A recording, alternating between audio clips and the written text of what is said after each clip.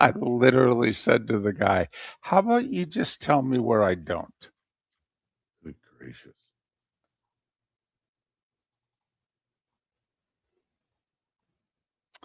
Aw, I love people in the chat room saying hi to each other. That's nice.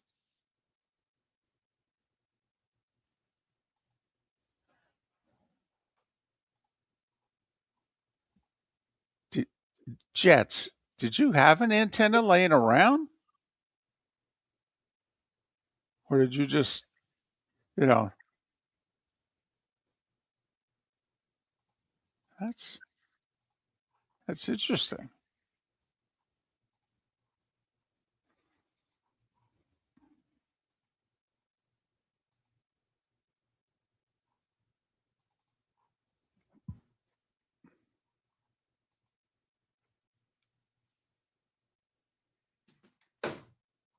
It's funny.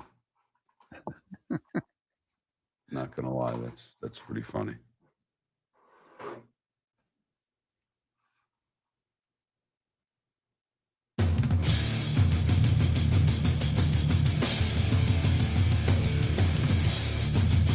You're listening to Miller and Moulton, coming at you from the Floormeister Studios. Floormeisters, keeping it real. And now, here's Mark Miller and David Moulton. Top of the morning to you on this Friday. How about that? The week is come and gone.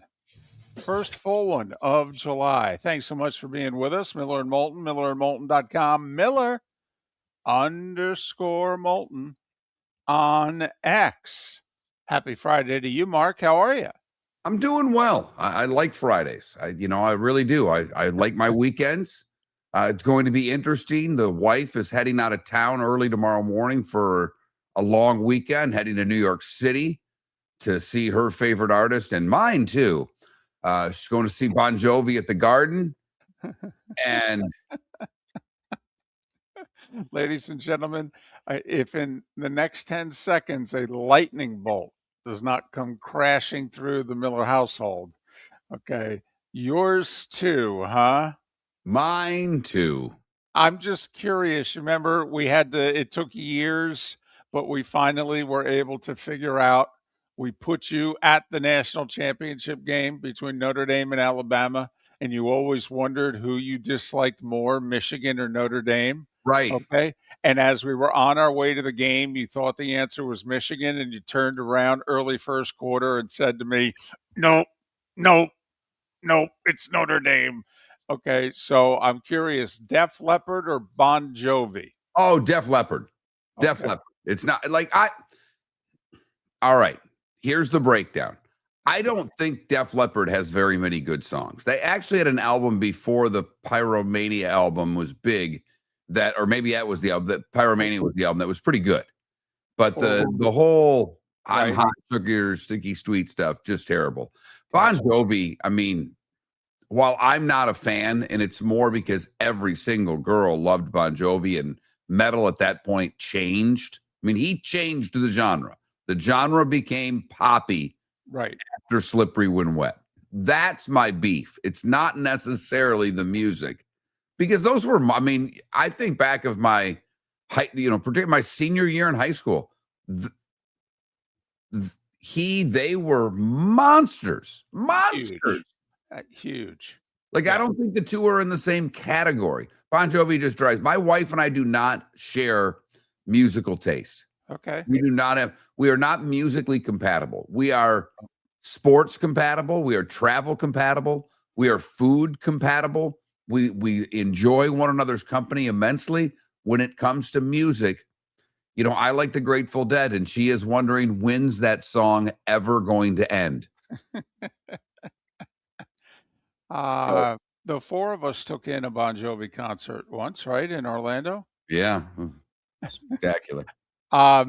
Wife and I were supposed to head to the city for this farewell Bon Jovi tour, but my health has precluded that from happening for now. So, yep, missing the farewell tour, and his voice is. Or is he Madison Square Garden, and that's it? Yeah, Yeah, and he ended up like doubling or tripling the number of dates because surprise, surprise, when he announced this is it, like the 4 or 6 shows he was going to do sold out in 10 minutes. Here's the kicker, much like the show in Orlando, which I paid for. Not only I didn't pay for these tickets. I give it up. My wife's best friend, they were college roommates. They are still great friends. She's a wonderful woman. She bought the tickets for my wife for her birthday. She, like me, is not a Bon Jovi fan. She would much rather be spending her money to see Metallica. I mean, she likes rock, but she loves my wife. She knows how much my wife loves Bon Jovi. So I picked up the airfare in the hotel. So you're always paying. It Oh, doesn't. yeah. And No, you know, I gotcha. my wife pays for more than I do. She does. Except, certain things are mine. And it's amazing how all of a sudden hotel rooms and flights have jumped right into my credit card. And I think it's a game she plays with me. She does well, you're good at that on the phone. Can you just book it for me? Ah, Will you? Because I've been doing her mother's flights for probably 10 years now. Her mother does not like technology. It freaks her out. And I get it. She's going to be 82 in September. So I buy, she'll be flying down for Thanksgiving. Mark, can you take care of that for me? And I'll just send you a check. No right. problem. No, Nancy, no problem. Right. After the show, could you just take care of that? I'll be at work. I won't have time. Right. Got it. Okay. But So she's heading out of town. She's heading down. The son leaves, so it'll just be the daughter and I this weekend. Ooh, is there any way you can arrange for a sleepover so you could just have a Saturday night to yourself? No? That's funny. No, I actually got a text from a guy that I've been trying to do some business with, but he works for the local Chamber of Commerce. And he let me know that he'll let me every once in a while, I'll get a text. Hey, this restaurant's having a soft open. Hit this link if you want, free lunch or dinner. And so I took him up on this one. And so my daughter's going to be my date Saturday. She and I are going out for a little lunch. Okay. And then probably come home and watch some soccer. That's true. Late afternoon and through the evening. What's it, like Right. 5 and 9 o'clock, something like that? The Ooh, I don't doubleheader think- tomorrow? Are they that late? I think they're earlier than that, but I'm not positive because they've had, these games are early for the European audience. Like today's 3 o'clock. Oh, yeah, it is 5 and 9. For some reason, I thought they were early on Saturday. Yeah, one late one. Argentina and Switzerland. As Messi tries to get back to the semis. Mbappe is there. He's pretty good. Yes, he is. Yes, he is. By the way, and he's fond of himself. He has no problem, strutting and letting you know, hey, look at me. Look at me. Not bad, huh? Not bad. In theory, you should like this sport more because I've noticed that the elite striker has a little diva wide receiver in him. Totally. Here's the problem, though. It's a diva wide receiver who's constantly laying on the turf pretending he's injured. That's a hard one for me. It is. I actually enjoy this far more than I thought I ever would. Okay, because the hockey guy in me loses his mind. Okay, every time they fake it, never mind the times that they are literally touched with a Q-tip and they're laying on the ground and they're flopping and they're holding things and they're going to need help going to the hospital. I mean, that's how bad it is. I mean, we're going to have to get the ambulance onto the pitch. We're going to have to load him into the vehicle. And I hope there's a quick way out of here because he's going to need emergency surgery. And then 38 seconds later, okay, he's got the ball and he's at full speed. Drives me. I would eliminate it in 3 days. All right. After every match, we would go through the tape and we would start handing out game suspensions for those that are clearly faking it. No contact at all, and they're flopping around like a fish. Oh, that's a game. It would stop. That week, it would stop. It'd be done. It'd be over with. I have no idea why they allow this in the sport. Okay? I mean, I didn't realize that soccer fan was Broadway fan. Because there are times, Mark, in which I'm sitting by myself watching it and somebody is acting. and I'll just start singing, I love Broadway. I'll flop around on the pitch, and I'll act as if I'm dying. Just to amuse myself. The only thing that I find fun about it, and not fun, I guess, the irony that I find in it is the opposition complaining about the other guy diving. That's the one that, like, see, all that stuff. That's when David just goes off on that. It just annoys me because I know it's not going away, so I don't care.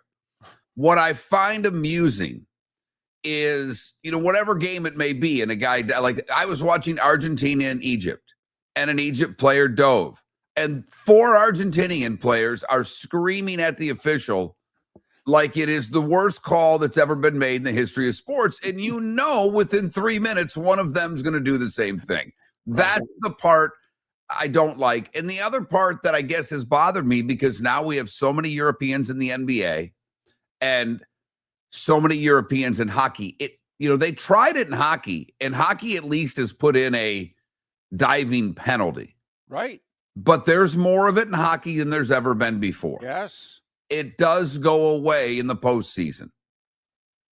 Basketball, it's here for good. And that does stink, because it has infiltrated the NBA to where the American player now does it as much as the European did a decade ago. Right. Like, we like the Euro step. We don't like the Euro flop. Yeah, I don't like the Euro step either, to be honest. It's traveling. I don't know what to tell you, okay? The Europeans have not helped basketball at all. Talent-wise, they've added to it. They've not helped the game. Here's why I'm okay very quickly with the Euro step. At least it's only one, and the Euros only take 3 steps. The Americans take 4 to 5. Okay, so I'm willing to give them their step, and it's a step.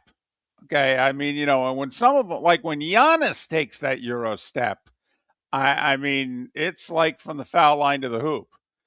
But that's why I'm okay with the Euro step, because it's only one. So it's definitely infiltrated American sports, the flopping, there's no doubt. And, I don't think it's really infiltrated the NFL, but the NFL player embellishes maybe more now than ever before. They're all at these games. Well, the receivers do on interference. There's no doubt about it. You can see it. Every wide receiver, it's pass interference. Yeah. Flailing. Arms of flailing as they're heading to the ground. Yep. But yesterday, France did what they do. They won. Mbappe was terrific again. Yeah, they're good. Yes, they're a problem. They have more than Mbappe too. They could score 2-3 goals a game if he took the day off. They're good. But the goal he scored was impressive. Oh, ridiculous. Missed a penalty and then comes back, and it was kind of like, well, in a way, I'm almost glad he missed the penalty, because he knew he had to make up for it. And boy, did he ever. That was terrific. It really was. And France moves on. We get a game today, 2 tomorrow, and then a break till next week. And then by next weekend, this sucker's over. Week from Saturday, done. So hopefully you've enjoyed it. I have. Christian Pulisic has not. The attacks have continued. David, they are now saying what you were talking about a couple of days ago. This is costing him millions. Yep. His effort in that game is costing him millions. I'm not into the U.S. men's national team, not going to talk about it. But their star, the guy they hung their hat on, the guy that was the future of soccer in this country, by his performance, he's literally cost his team, or cost himself, millions of dollars. Miller and Moulton. Your roof is your home's first line of defense. At Pelican Roofing of Florida, Ronnie, John, and their team bring years of experience to protect what matters most, your family and your business. From residential repairs to large-scale commercial roofing, we deliver honest work, fair pricing, and quality you can trust. An upgrade on your roof can lower your insurance costs. Don't wait for a leak to turn into a disaster. Call the experts at Pelican Roofing today. 1-866-9-PELICAN. That's 1-866-9-PELICAN. Online at pelicanroofingcompany.com. FloorMeisters.com. CCC 1332512. Floor Meisters just doesn't sell Cortec and carpet. They also sell a lot of wood. And what better time than now to stop in and see the nice folks at Floor Meisters for some new hardwood for your home. With white oak wood starting at $4.99 a square foot, that makes it affordable for everyone. With 10 colors to choose from, they have a color for everyone. So stop in, 6281 Naples Boulevard, right next to Costco, or go to the web. It's floormeisters.com. Floormeisters.com. Floor Meisters, just keeping it real. The Cape Coral Police Department is growing and they want you to be a part of it. They're hiring new officers. Starting pay is between $74,000 and $90,000 depending on your experience. And with a $10,000 hiring bonus, you could be making $100,000.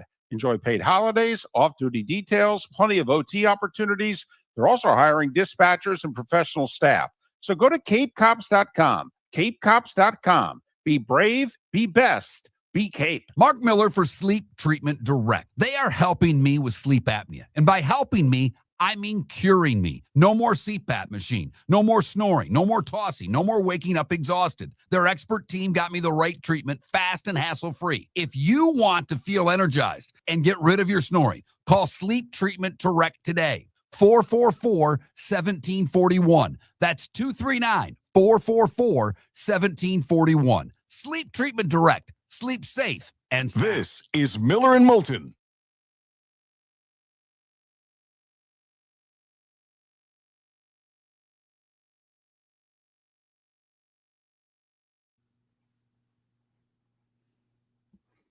Javier, did Tua have an era? Yes, in college. The Pulisic era? Do you mean era or error?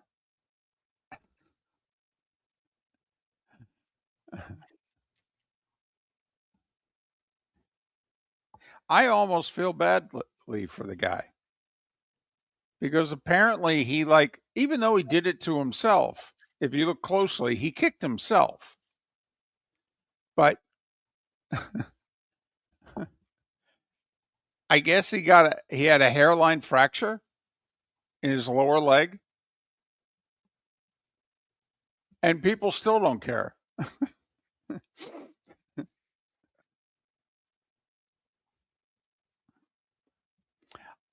I will say, I heard an interesting observation yesterday, at least I thought it was, in which somebody pointed out, look at the difference between former U.S. hockey players and how they talk about and treat the current day U.S. hockey player, as opposed to the difference between the former U.S. soccer player and how they talk about and treat the current U.S. soccer player.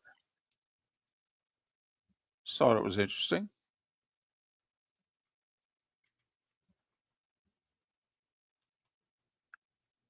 I think he's 28, Javier. I'll check.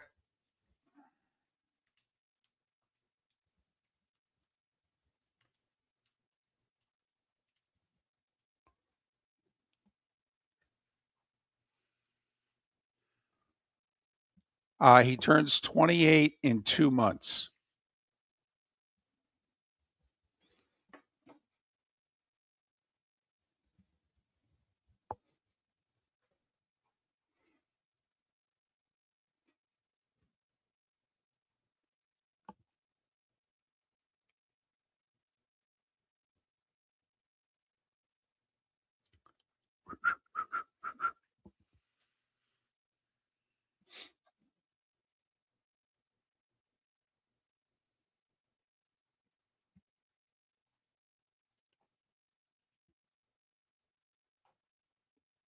Yes, Javier, because his birthday's in mid-September.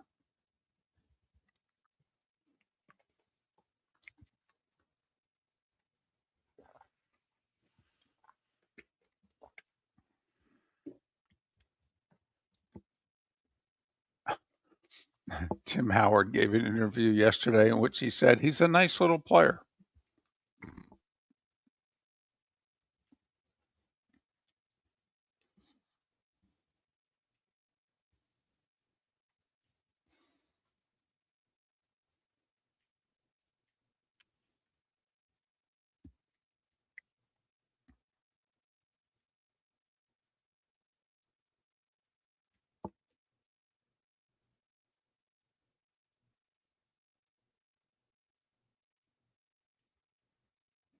Oh, hell, Jet, she doubled down. She did it the day of the match, came back the next day and was like, and another Oh thing. yeah. Yeah, she's no,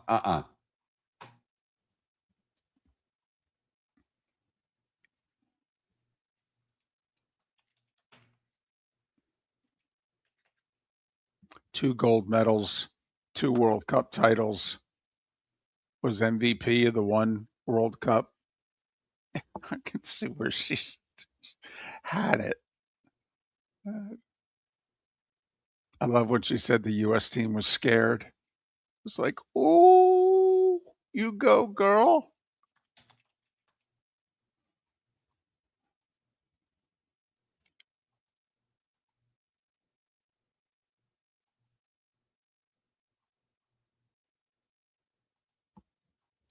Paula, are they athletes or is that just a skill?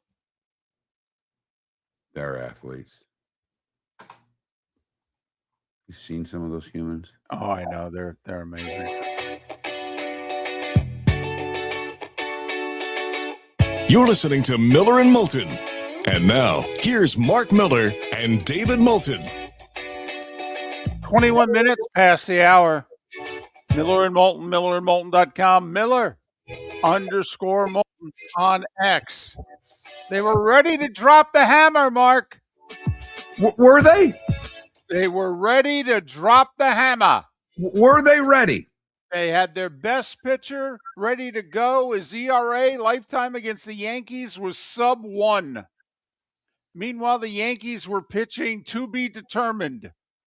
They went with a bullpen game. Yep, they were ready to go. And maybe they would have been ready if the game was at 6:30. Because they weren't ready at 1. They were ready for about a half an hour, and then Ben Rice said, we need some offense. Do you mind if I step in and help? And they're like, yeah, you're going to the All-Star game. Sure. Knock yourself out. Okay. 2 homers, 5 runs driven in later.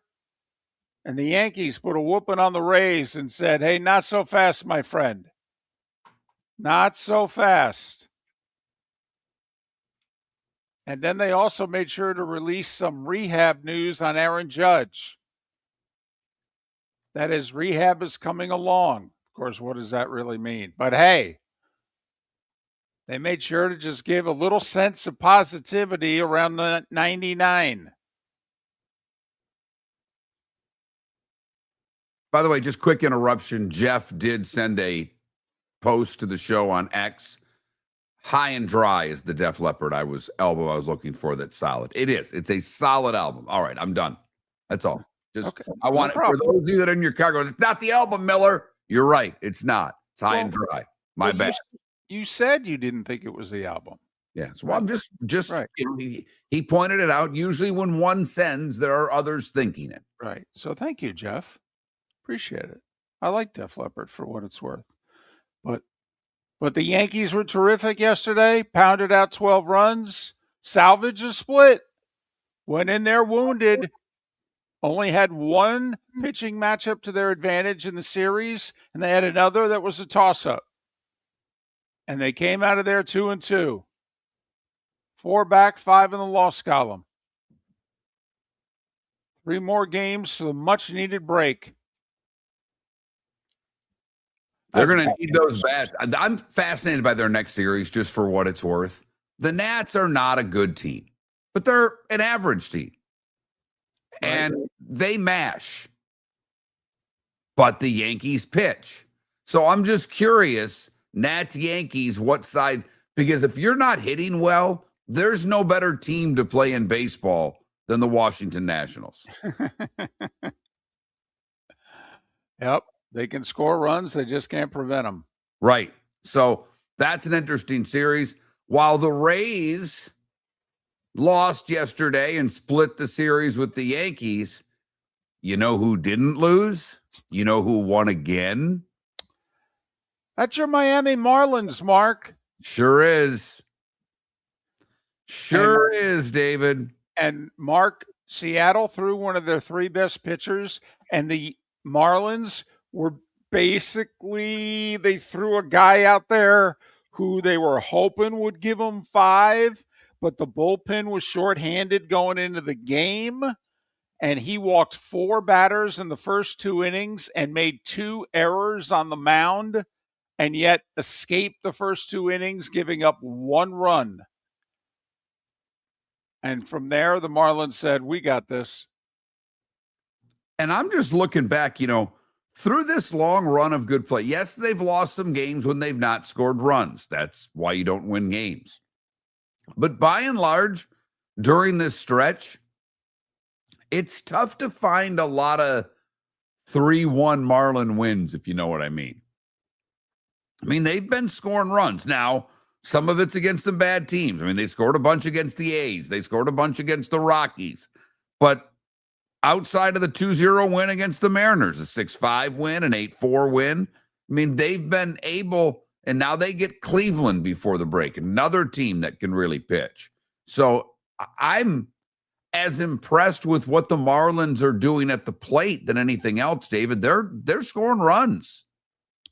Well, Stowers got off to such a slow start, but Mark, during this 26-8 stretch, he's driving in a run a game.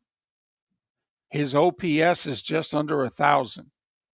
So that's made that lineup much deeper now. They got the 2 all-stars at the top of the lineup.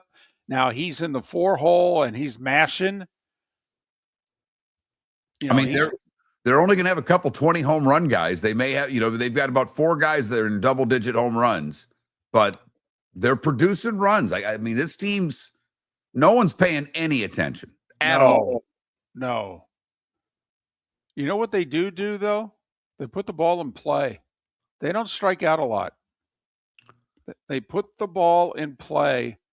And they put pressure on opposing defenses, and they just, putting the ball in play is kind of like running up the middle for 2 yards. It just adds up. Maybe 2.5, because it's enough to get you a first down, if you know what I mean. But no one cared. 7,800 at Lone Depot Park yesterday. It was so sad. Our buddy Kyle Seeloff, him and Tommy Hutton are spending a half an inning midway through the game with a young lady from the marketing department. And they're hawking tickets and ticket plans for the rest of the year. And there's no one in the park. I felt so badly for everybody. I'm like, man, when's the last time you watched a Major League Baseball game? Not a minor league game. Listen to it on the radio. No. It's a Major League Baseball game. This is like when Nance does the 3 to 5 minute interview with the CEO of the title sponsor during the golf, and you're like, oh, this is the most riveting television out there, isn't it? Yeah. And it's, the obligatory, they try to do it in the 3rd round, but sometimes they don't do it till the final round. And you're just like, oh, this is terrible. Okay. We get it. He's a great guy. It's a great company, great people, right? They're good for the community, right? We got it. Can we get back to the golf, please? Okay. I felt so badly for him. Yeah. Yep. Having to sell tickets live on the air, not running a bunch of commercials during the game, which they're doing, but to actually devote a half an inning. So, and look at David, we talked about it yesterday and we'll repeat it today. They can do marketing campaigns till they're blue in the face. Unless the ads say, enter Lone Depot Park with a purchase ticket and we'll hand you a $20 bill, no one's going. Not until late August. They don't care. There's no stars on that team. There are all-stars, but they're not stars. They're not people that get it. A guy leading the league in batting average doesn't get people to the box office. It just doesn't. I teased you yesterday, though. Oh, did you ever? So, Mark, I think it was in our second hour yesterday. Mark said, "Hey, they need a star. Who's the star they can get their hands on?" And so we don't do the whole rest of the show on it, but you know me and my, geeky mental Rolodex. Every 20 minutes I would go, "Hey, just throw a name out there." And he'd kick it around. And finally, late in the show, I go, "Ellie De La Cruz." And Mark's like, "I'm buying a half season ticket plan." Absolutely. Absolutely. And either team in Florida as David pointed out yesterday, he turned down big money for an extension for the Reds. Yep. So they know they're not going to keep him. Who's his agent again? I would be Scott Boras. Right. He's going to enter free agency, but he has 2.5 more years. 3.5. Well, then I don't know if the Reds will get rid of him this year, but I'd be making the phone call and I'd be offering the farm because he's a stud. Well, Mark, the Marlins and the Rays are two organizations that have a lot on the farm to offer. Mark Miller for Sleep Treatment Direct. They are helping me with sleep apnea. And by helping me, I mean curing me. No more CPAP machine. No more snoring. No more tossing. No more waking up exhausted. Their expert team got me the right treatment, fast and hassle-free. If you want to feel energized and get rid of your snoring, call Sleep Treatment Direct today. 444-1741. That's 239-444-1741. Sleep Treatment Direct. Sleep safe and The sound. Floor Meisters just doesn't sell Cortec and carpet. They also sell a lot of wood. And what better time than now to stop in and see the nice folks at Floor Meisters for some new hardwood for your home. With white oak wood starting at $4.99 a square foot, that makes it affordable for everyone. With 10 colors to choose from, they have a color for everyone. So stop in, 6281 Naples Boulevard, right next to Costco, or go to the web. It's floormeisters.com. Floormeisters.com. Floor Meisters, just keeping it real. Mark Miller for Sleep Treatment Direct. They are helping me with sleep apnea. And by helping me, I mean curing me. No more CPAP machine. No more snoring. No more tossing. No more waking up exhausted. Their expert team got me the right treatment, fast and hassle-free. If you want to feel energized and get rid of your snoring, call Sleep Treatment Direct today. 444-1741. That's 239-444-1741. Sleep Treatment Direct. Sleep safe and your sound. roof is your home's first line of defense. At Pelican Roofing of Florida, Ronnie John and their team bring years of experience to protect what matters most, your family and your business. From residential repairs to large-scale commercial roofing, we deliver honest work, fair pricing, and quality you can trust. An upgrade on your roof can lower your insurance costs. Don't wait for a leak to turn into a disaster. Call the experts at Pelican Roofing today. 1-866-9-PELICAN. That's 1-866-9-PELICAN. Online at pelicanroofingcompany.com. CCC 13325. This is Miller and Moulton.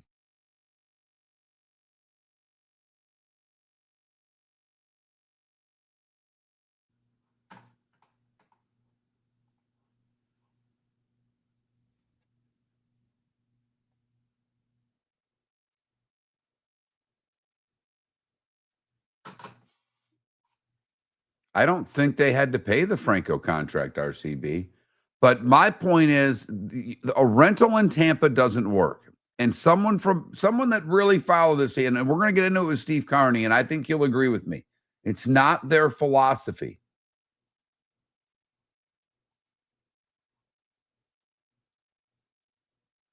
Ellie De La Cruz is 24.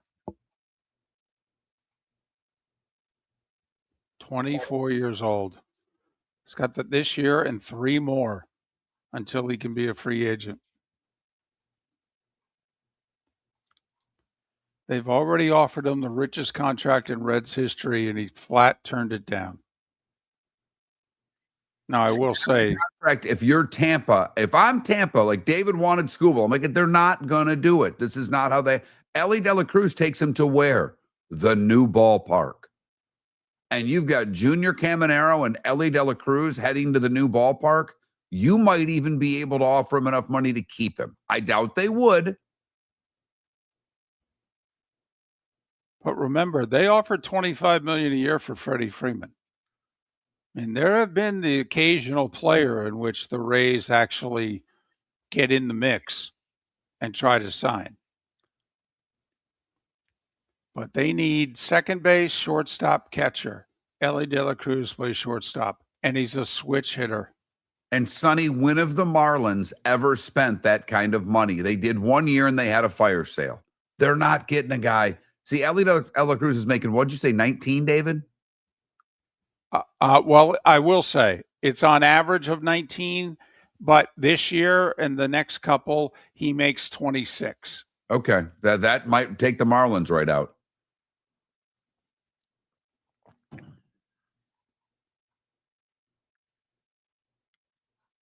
Well, and the other thing, Sonny, about Machado is Machado at this stage of his career is a shortstop. He can't play shortstop anymore. He's a third baseman or he's a DH. Well, the best three players on the Rays are third, first, and DH.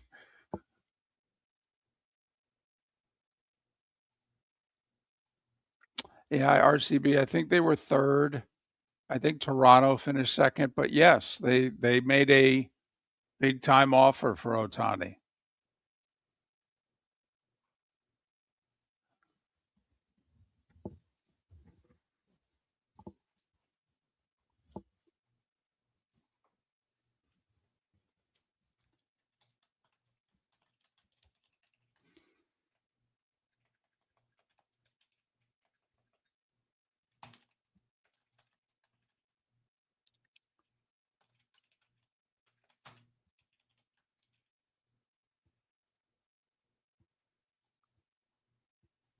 No, a name matters in Miami, Sonny. It does, but he can't suck. And right now, Machado sucks. And they're not going into, would you really advise the Marlins to get a guy who has 6 to 7 years left on his contract, of which the odds are he's going to be diminishing returns at that point for the money they're paying, would have to pay him? Like, I wouldn't take on that contract. I mean, this is Trout times 2 because of how long his contract is. And to me, it's not that, like, look at, if you'd have gotten Pujols on the back end, Machado's not that name. So I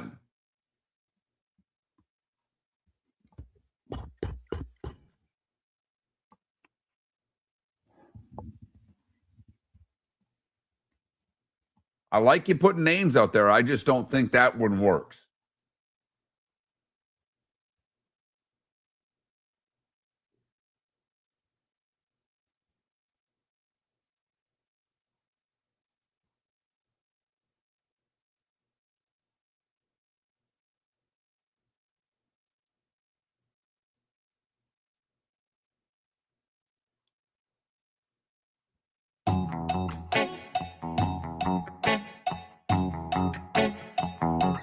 You're listening to Miller and Moulton. And now, here's Mark Miller and David Moulton.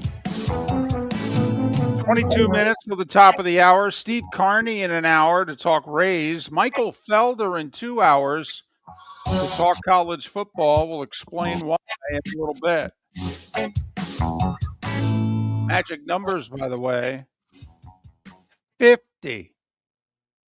50 days. 7 weeks tomorrow. It's when the college football season kicks off. 61. 61 days until the NFL season kicks off. Time now for The Starting Five. 5 big stories you need to know. Here is the Starting Five. Big one yesterday afternoon in St. Pete. Rays looking to take 3 or 4 from the Yankees, take a 6-game lead in the standings, 7 in the loss column, and let the Yankees know we're your daddy. And the Yankees said, oh, man, really? Do we have to keep going through this? We're the Yankees, for goodness sake. We're not going anywhere. Yeah, but you're facing Drew Rasmussen. You guys never hit Drew Rasmussen. He's got like a .8 lifetime ERA against you guys. And Ben Rice said, just give me a bat. He had 2 homers, 5 RBIs. His first homer was part of a 6-run third inning. Yankees pound the Rays 12-4. The two teams split the all-important 4-game series. Lead in the East for Tampa Bay is 4, 5 in the loss column. Each team with 3 more games before the All-Star break. You know, there's a couple teams out there that are quietly winning games. And they're both in the American League. And let's face it, you have one really good week in the American League, you're back in it. Yes, you are, David. And it could be the division, it could be the wild card, it could be both. As long as you're not in the AL East, David, it is both. The Red Sox have quietly won 6 in a row. They went to the south side of Chicago and swept the White Sox 2-1, dropping Chicago into a tie for first with Cleveland. The Guardians hit 3 homers, held the Twins to 3 hits. Cleveland beat Minnesota 5-2. So we've got a tie in the American League Central. Don't look now, the Tigers have won 5 in a row. Did you hear about the Eduardo Valencia for the Tigers, Mark? How about that? That's storybook stuff. So he is the 10th Detroit Tiger. Are they the oldest franchise in the American League? Yes, they are. So he's the 10th Detroit Tiger to ever homer in his first major league plate appearance. Detroit beat the A's 4-1. Remember, they got pitching. They got a front 3 right now. I mean, if they can get out of their own way, they can put winning streaks together because their 1-2-3 is good. Hey, before winning these 5 games in a row, and they lost a series to Houston, before that, I think they swept the Yankees and may have swept the White Sox as well. So they've actually beaten some of the good teams. Then they lost a series to the Rangers and seem to have righted it again. The A's will do that for you. Marlins double up the Mariners 8-4. Miami has won 6 in a row. Thank you very much. They are 26-8 since June 1st. Talk about a team that doesn't want to see the All-Star break. Marlins with a 4-run fourth to break the game open. Texas, they jumped Seattle in the West by beating the Angels 7-6. They scored 1 in the 9th to win it. The Texas Rangers are now in first place by a half a game in the West. So here we are heading into the weekend before the All-Star break, and the leads in the American League are 4 tied and a half a game. To the National League, the Braves double up the Pirates 10-5. Mike Yastrzemski with a grand slam. Atlanta remains 3 ahead of both the Marlins and the Phillies. Really good pitchers duel last night in Cincinnati. Former Gator Brady Singer for the Reds took a shutout into the 8th, and Jesus Luzardo, through 7 shutout innings, gave up 2 hits and struck out 11. Phillies scratch out a run in the 8th and win it 1-0. By the way, this Marlins run, Mark, they said it on the broadcast last night. On June 1st, do you know how many games the Marlins were behind the Braves? 14 and a half. 6 weeks later, it's 3. Pretty good. Milwaukee doubled up St. Louis 8-4. The Brewers went into St. Louis and took 4 of 5 from a team that was a playoff team before Milwaukee arrived. Their lead in the Central is up to 7 because the Cubs lost in Baltimore 3-2. Jeremiah Jackson with a 2 RBI double in the 8th to win it for Baltimore. Arizona got an Arenado homer to beat the Padres 3-1. Those two teams split a 4-game series. And have identical records. They're both a game below 500 right now. Giants and Rockies, a battle of the 2 worst teams in the National League. San Francisco won 8-2. And if it's not the Giants or the Rockies, the Mets are the 3rd worst team in the National League. They scored 5 in the 5th and beat Kansas City 7-3. I'll say it again. I can't believe the Royals manager hasn't been fired. this could be one of those things where he doesn't see a game after the All-Star break. They may just be waiting until the weekend. World Cup. 4 years ago, France and Morocco played in the semis. France won 2-0. This year, they played in the quarters. France won 2-0. Mbappe with a goal and assist. This was as lopsided a match that I think you could have between two top 10 teams in the world. France outshot them 8-1. That's just shots on goal. They fired like over 20 shots at the goal. Morocco had one shot on goal. It was off a free kick at the end of the first half. France through to the semis. They'll face the winner of this afternoon's Spain-Belgium match. Tomorrow, a doubleheader, England-Norway. That's in Miami. Argentina-Switzerland. That's in Atlanta, right? Yes. No, one of them's Atlanta. One of them I thought was Vancouver, but. Oh, okay. I thought one was Miami, but maybe I'm thinking the semis. My bad. Golf. Norway, England's Miami. Okay. Golf. And the other one's Kansas City. Scottish Open got underway yesterday. Ended up with a 5-way tie for the lead at 5 under par. Okay. They're back out on the course today. And England's Jordan Smith. He's 7 under on the round through 14 holes. Okay. And he is 9 under par and has a 3-shot lead over Danny Willett. Remember him, Masters champ 10 years ago? So they're the leaders on the course. Most of the golfers have not teed off. LPGA has a major going on this week. It's the Evian Classic. Your first round leader was Japan's Aki Iwai. She had a 3-shot lead after shooting 8 under par. She currently has a 2-shot lead over Thitikul and Mark, your favorite, England's Charlie Hull. Yep. Wimbledon. Ripping darts, playing golf, love her. Can't get enough of her, right? No, she's fantastic. And she's due to win a big tournament. Finished second at the U.S. Open by a stroke. Wimbledon women's final is set.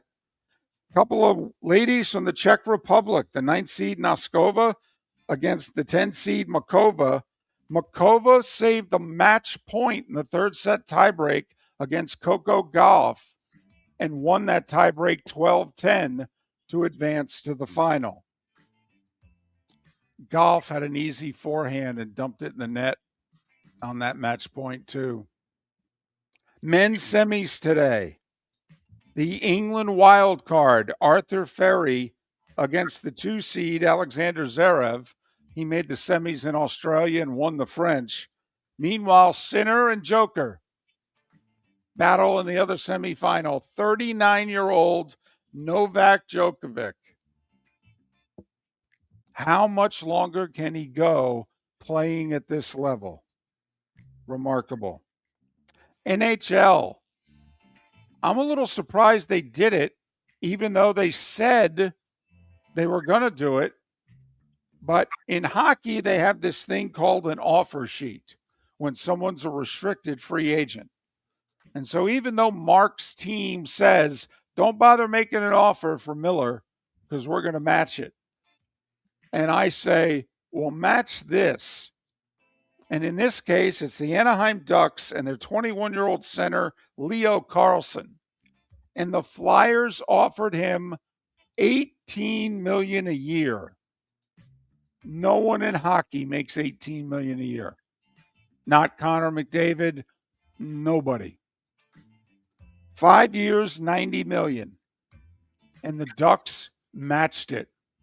They ain't happy about it, but they matched the offer instead of taking 4 first-round picks as compensation. Meanwhile, very quietly in the NBA yesterday, did you catch the news in Toronto and LA? the Raptors Clippers deal for Kawhi Leonard is, quote, on hold, unquote. It's because the NBA said to the Raptors, this Ballmer investigation about the company aspiration and Kawhi, if we find the Clippers guilty, since you traded for Kawhi, whatever penalties were going to go against the Clippers will now go against you. And the Raptors went, excuse me? And so now the Raptors have said, well, we'll wait to see what the penalties are, which puts this whole deal in flux. And at 10 minutes before the hour, that was the starting five big stories you need to know here on Miller and Moulton. I think that's totally unfair. Yes. They had nothing to do with the cheating. Right. And penalize the Clippers. I guess it's not an on-the-court cheating thing. Like if you were going to trade for a guy, or I guess an off-the-court thing, I don't get this, David. I don't. Because if you get a guy, if you were to sign Travion Arnold right now, I know it's football, that there could be consequences. Right. If you were to sign one of the guys who was gambling on NBA games, that guy may never play. And I know Rozier said he wants to play again. Good luck with that, buddy. Right. But you know what I'm getting at here. I mean, there's a lot of things in which you could say, but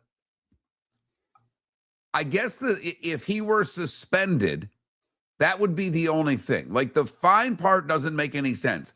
If they decide to lay the hammer down on Kawhi because he was complicit on this salary scam, so he got more money, and they decide to suspend him for a year, well, then Toronto, I'm sorry, he's on your team now. Yes, that I agree with. Any penalty the league would hand down to Kawhi, the Raptors just got to grin and swallow. Right. Okay. But for the Raptors as an organization to get the penalty that they were going to give the Clippers, I mean, pardon my French, but that seems asinine. Not as asinine as another NBA story that we'll tell you about next hour. Absolutely. We're not doing that story in 75 seconds. Nope. I have a lot to say about that. I think a lot of people will if they didn't hear about it. And I doubt many of them heard about it because unless you're following social media, it didn't get a lot of play. I believe there's a couple of national shows that brought it up yesterday. We found out after we were done for the day, but it's something. So we will talk about that next hour. We have the best number 61s, and that's a short list, by the way. That's a short list. We're going hockey and baseball on that one. And Steve Carney all next hour on the show. We'll get into some Rays talk. Funny, he is going to, and he likes us. Steve has been great to us, but he enjoys coming on the show. He's a good dude. Could you ever get him on the show after the Rays win a game? Well, I tried. I lined it up when I had Rasmussen going against the Yanks. He owns the Yanks. I blame one of our listeners who started predicting a no-no during the show yesterday. I'm like, yeah, how's that going to work out? 6th run, 3rd, and the Yankees blow out the Rays. Miller and Moulton, millerandmoulton.com. The Cape Coral Police Department is growing, and they want you to be a part of it. They're hiring new officers. Starting pay is between $74,000 and $90,000, depending on your experience. And with a $10,000 hiring bonus, you could be making $100,000. Enjoy paid holidays, off-duty details, plenty of OT opportunities. They're also hiring dispatchers and professional staff. So go to capecops.com. Capecops.com. Be brave, be best. Be Cape. Your roof is your home's first line of defense. At Pelican Roofing of Florida, Ronnie, John, and their team bring years of experience to protect what matters most, your family and your business. From residential repairs to large-scale commercial roofing, we deliver honest work, fair pricing, and quality you can trust. An upgrade on your roof can lower your insurance costs. Don't wait for a leak to turn into a disaster. Call the experts at Pelican Roofing today. 1-866-9-PELICAN. That's 1-866-9-PELICAN. Online at PelicanRoofingCompany.com. CCC 1332512. Floor Meisters just doesn't sell Cortec and carpet. They also sell a lot of wood. And what better time than now to stop in and see the nice folks at Floor Meisters for some new hardwood for your home. With white oak wood starting at $4.99 a square foot, that makes it affordable for everyone. With 10 colors to choose from, they have a color for everyone. So stop in. 6281 Naples Boulevard, right next to Costco, or go to the web. It's floormeisters.com. Floormeisters.com. Floor Meisters, just keeping it real. Mark Miller for Sleep Treatment Direct. They are helping me with sleep apnea. And by helping me, I mean curing me. No more CPAP machine. No more snoring. No more tossing. No more waking up exhausted. Their expert team got me the right treatment, fast and hassle-free. If you want to feel energized and get rid of your snoring, call Sleep Treatment Direct today. 444-1741. That's 239-444-1741. Sleep Treatment Direct. Sleep safe and sound. Buying or selling a home? Put a local expert to work for you. I'm Mark Miller, and I believe real estate is about more than transactions. It's about helping people make the right move. From pricing your home to negotiating the best deal, I'll be with you every step of the way. Call or text me today, 239-425-5582. That's 239-425-5582. Experience, local knowledge, and the best personal service. That's the difference. If you're a business who targets men, please know there is no better and more economical way to reach your target audience than us at Miller and Moulton. So let us help you make money. You can reach out to Mark at that Mark Miller or me at the David Moulton on X, or text us at 21,000. We have a proven product, a good reputation, and lots of quality segments that we can attach your company's name to. Miller and Moulton, we're like that old pizza box. You've had the rest. Now try the best. Miller and Moulton, millerandmoulton.com. This is Miller and Moulton. Come on, EB. When they gave up 6 in the third, you kicked yourself. You got to admit, you had to go, why did I type that? Why? And I didn't call you out by name. I just said a listener. You didn't even have to, you didn't have to jump on that sword. I appreciate it.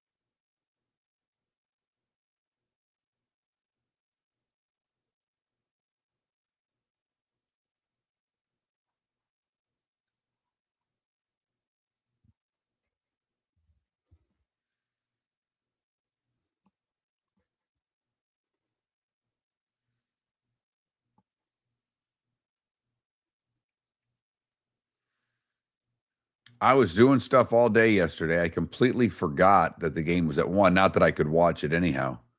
But I started getting Tigers updates when we were at dinner last night. Like, ooh, what happened with the Rays? Ooh, they got pounded. How'd that Rasmussen thing work out?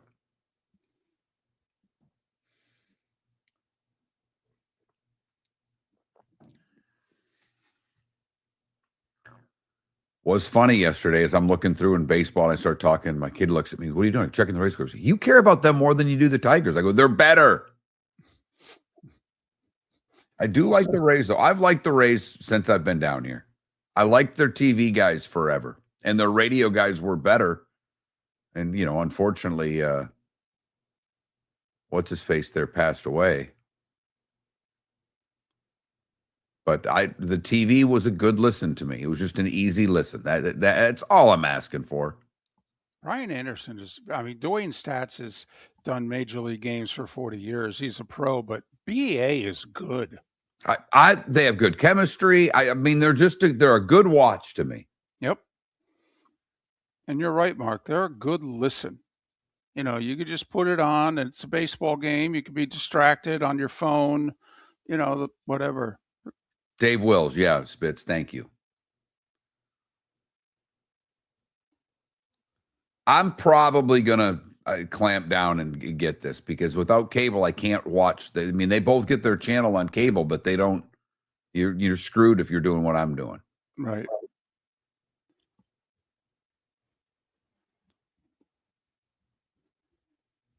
Yeah, I'm not going to go there, Jules.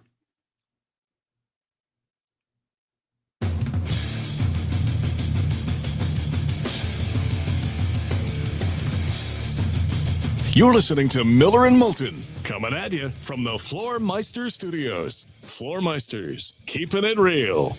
And now, here's Mark Miller and David Moulton.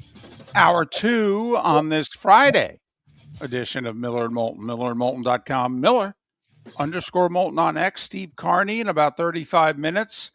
Talk about the Rays, who will be in first place at the All-Star break. That is guaranteed after splitting the big 4-game series with the Yankees.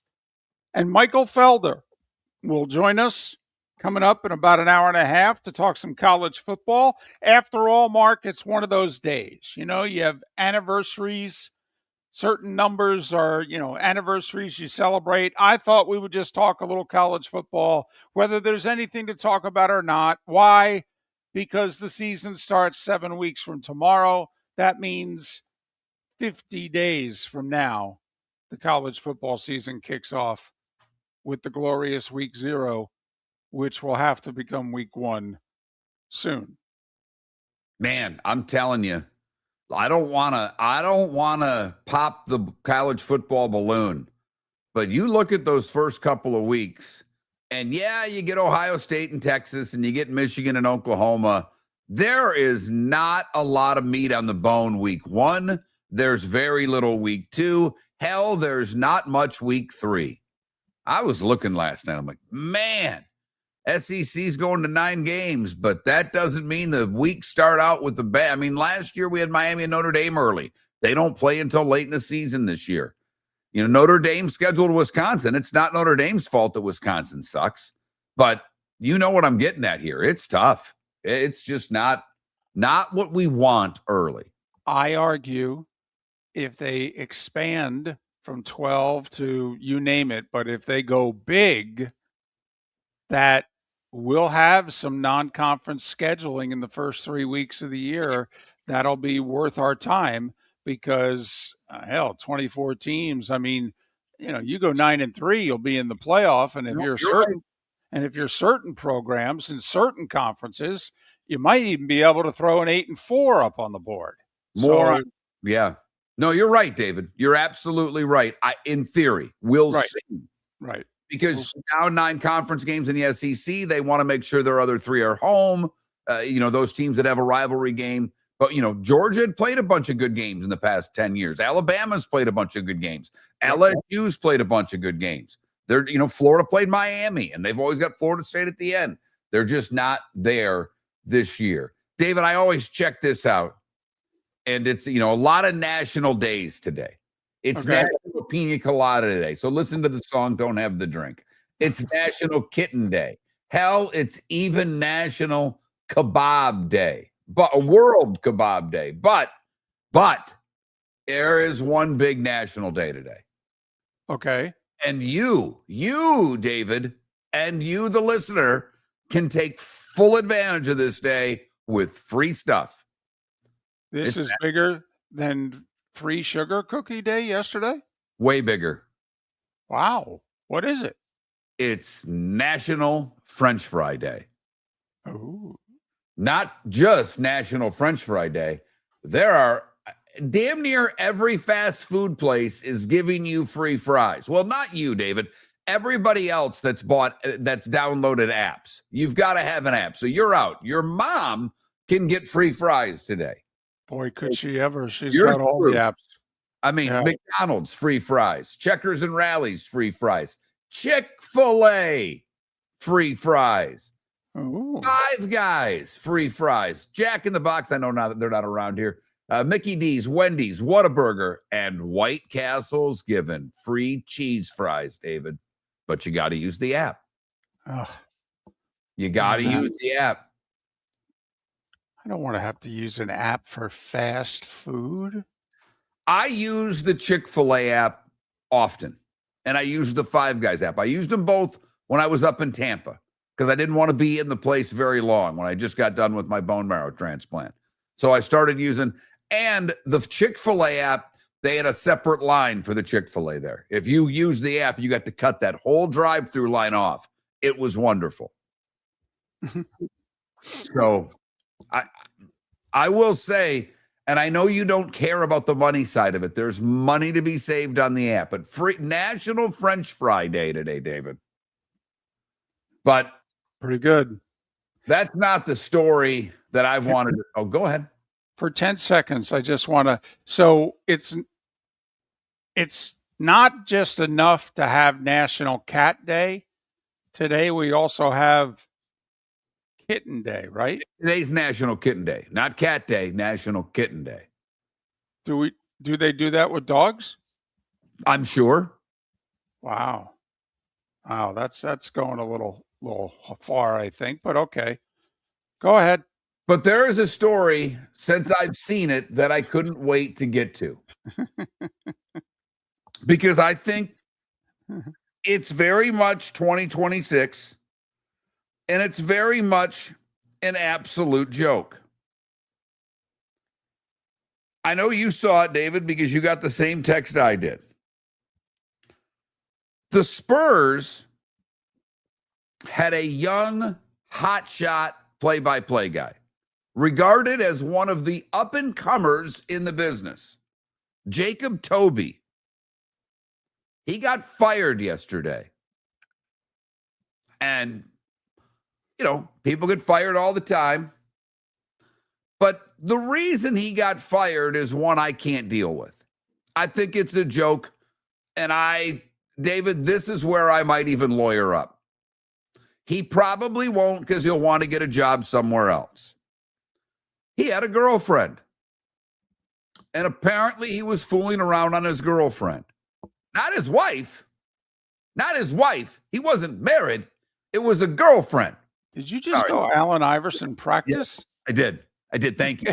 I'm not talking about my wife. I'm talking we ain't married. Okay, I'm talking about my girlfriend. We're talking about my girlfriend. There's no ring on this finger. I was going to say, not even my fiance. We're talking about a girlfriend. Right. And the girlfriend was scorned because he was fooling around with somebody else. And she was able to get onto his Instagram page and post that he was a cheater. And he was cheating with one of the Spurs players' sister.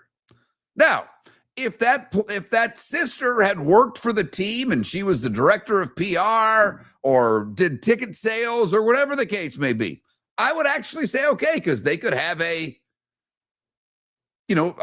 company policy that says you can't fraternize inside the office. It's a player's sister. It was a consensual relationship. So he was cheating on his girlfriend. Again, it's his girlfriend. It's not his wife. And I do think, first off, I don't think you should be able to fire someone for cheating on their wife. But I know from a PR standpoint, it would look much worse. He got fired. Fired, David. it's outrageous. It is, okay? No matter if you find his behavior unseemly, I'm with you. Because here's the other thing. Ladies and gentlemen, there are teammates who sleep with teammates' wives and girlfriends. Are those players getting fired? No. One of them might get traded at some point, but we've all heard the stories. Okay. Two guys on the same team, and all of a sudden one guy starts fooling around with the other guy's girl. Maybe married, maybe not. Okay. And like you said, Mark, this is screaming lawsuit. However, if he sues, will any other NBA team hire him? Bingo. So does he have to grin and bear it? I would ask my lawyer, so what's the statute of limitations on this? How long do I have? How quickly do I have to get a job? Because if I get hired, I'm suing. But yes, and I agree with you. Like if the organization has a policy, a fraternization policy, whether you agree with it or not, okay. But this isn't the director of marketing. This isn't the team trainer. This is right. This is a player's sister, both of legal age. He's 29 years old. Right. And the girlfriend, by the way, supposedly the two had been dating 6 years. And she's obviously a woman scorned, and she hacked into his, what was it? Instagram? And, hell, she might not have hacked. She might have known all his passwords, but she posted, things about him cheating on, I cheated on my girlfriend of 6 years, stuff like that. Right. And the Spurs fired him. Ooh. Ooh. I don't know how he doesn't have a suit. I don't know why. Now, I will say, that's a good job. I'm not. Yeah. Think about it. They were just in the finals. They've got this Wemby guy. They plan on having him for a decade. You get this job. You're calling games for a really good team for a while. It's a great organization. Uh-huh. And these jobs don't come open regularly, and there's only 30 of them right now. At most, there'll be 32 down the road.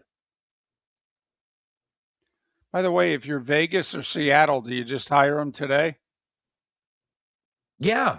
Say you can do whatever you want until we play our first game. I don't care, and I don't care who you sleep with either. Hell, I might hire him and have a promotion where I force him to get on a dating app. Wouldn't it be great if, like, he's working for Vegas or Seattle and he has to say, and Sonics basketball brought to you by, and the first sponsor he's got to read is a dating app. So trust me when I tell you they'll keep your information secret at right. Either that or LifeLock. So don't get hacked. Take it from me. Brought to you by McAfee Antivirus. Right. Take it from me. Keep your password safe with. There's. And as somebody just EB in our Twitch chat room, could you imagine if you combine that read, okay, and then you end it with, remember, what happens in Vegas stays in Vegas. Damn right. Damn right. Miller and Moulton, nothing. No one is safe anymore in this world. Cheat on your girlfriend, get fired from your job. Not your wife. Your girlfriend. Not your wife. Not your fiance, your girlfriend. The Cape Coral Police Department is growing, and they want you to be a part of it. They're hiring new officers. Starting pay is between $74,000 and $90,000, depending on your experience. And with a $10,000 hiring bonus, you can be making $100,000. Enjoy paid holidays, off-duty details, plenty of OT opportunities. They're also hiring dispatchers and professional staff. So go to capecops.com. capecops.com. Be brave, be best, be Cape. Mark Miller for Sleep Treatment Direct. They are helping me with sleep apnea. And by helping me, I mean curing me. No more CPAP machine, no more snoring, no more tossing, no more waking up exhausted. Their expert team got me the right treatment fast and hassle-free. If you want to feel energized and get rid of your snoring, call Sleep Treatment Direct today. 444-1741. That's 239-444-1741. Sleep Treatment Direct. Sleep safe and The sound. Floor Meisters just doesn't sell Cortec and carpet. They also sell a lot of wood. And what better time than now to stop in and see the nice folks at Floor Meisters for some new hardwood for your home. With white oak wood starting at $4.99 a square foot, that makes it affordable for everyone. With 10 colors to choose from, they have a color for everyone. So stop in, 6281 Naples Boulevard, right next to Costco, or go to the web. It's floormeisters.com. Floormeisters.com. Floor Meisters, just keeping it real. Your roof is your home's first line of defense. At Pelican Roofing of Florida, Ronnie John and their team bring years of experience to protect what matters most, your family and your business. From residential repairs to large-scale commercial roofing, we deliver honest work, fair pricing, and quality you can trust. An upgrade on your roof can lower your insurance costs. Don't wait for a leak to turn into a disaster. Call the experts at Pelican Roofing today. 1-866-9-PELICAN. That's 1-866-9-PELICAN. Online at pelicanroofingcompany.com. CCC 1332512. This is Miller and Moulton.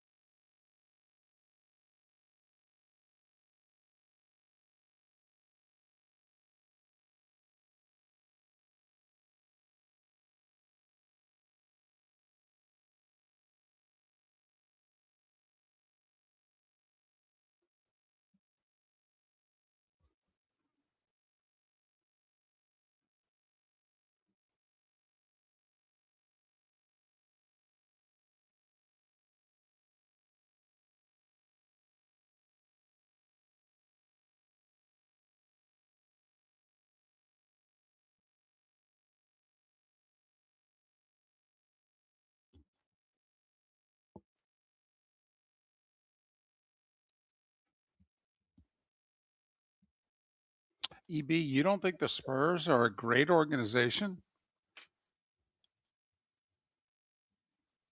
You go back to when they got David Robinson, take a look at the Spurs over the last 35 years. On the court, very few problems off the court. I mean, Popovich was that organization for most of that time, whether you like his politics or not. I mean, how many NBA franchises have been run better in the last 35 years than the Spurs?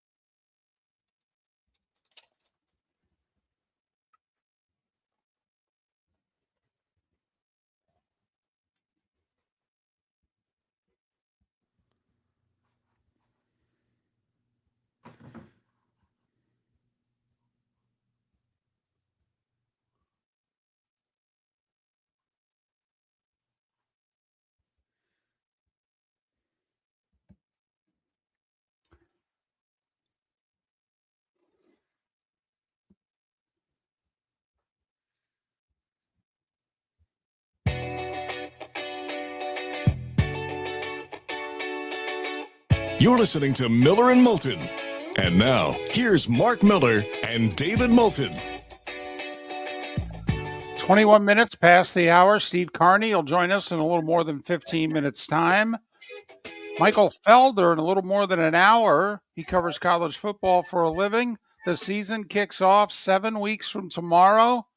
That's 50 days away. So we figured we'd just celebrate being 50 days away from helmets, shoulder pads, and a scoreboard that actually will have to be put to use in college football 50 days from today. I have to laugh. While you were gone, David, Trent and I did a segment or two on the Vrabel thing. And I mean, he damn near thinks Vrabel should be fired. It was laughable. And there are a lot of our listeners that support punishment for, like, you know, they just think it's the worst thing that's ever happened. You and I don't. We to us, we live in the real world, and we know that there's a lot of this. Whether you think it's bad or good, to me, is irrelevant. We just know that there's a lot of this in professional sports. Someone text the show. Trent is 100% in support of this firing. I love the memory of our listeners. It cracks me right up. So thank you for that. That is funny. 50 days to college, David. 61, the magic number, until the Super Bowl rematch, the game we can't wait to get to. Right. Vrabel's aforementioned Patriots and the defending Super Bowl champion Seattle Seahawks. 61. Yep. You know, we've been playing this game for the last couple of weeks, and hopefully you've been playing along with us, which is, we mentioned how many days to the start of the NFL season. And then, you know, we encourage you to, whether it's your favorite team only or it's the greatest blank. Okay. So the greatest players who have ever worn number 61 in sports. David, two that are listed on, I go to a couple of pages to make sure I'm not missing anybody.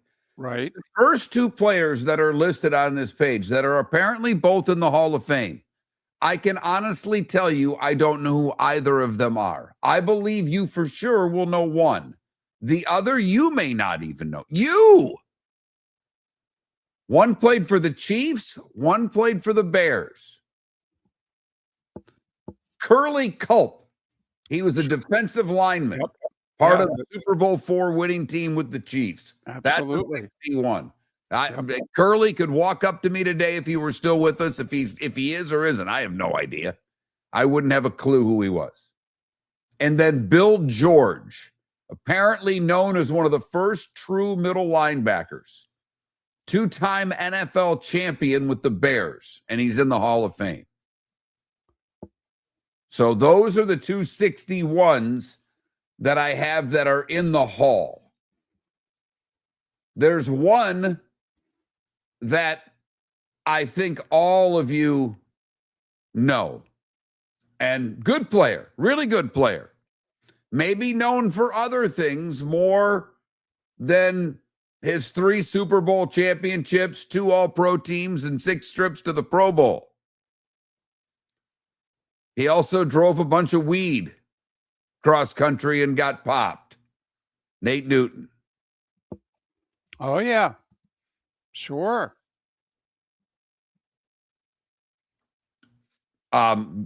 Niners lineman, guard, center, Jesse Sapulu. Or Sapolu? Oh, yeah. Sapolu, Yep. I think so you Yeah, say. he was a guard mostly. Right. Yeah. Yeah, good player. Yeah, Right. these are good players, not Hall of Famers, but good players. Not even Ring of Honor guys, but really good players. Yeah.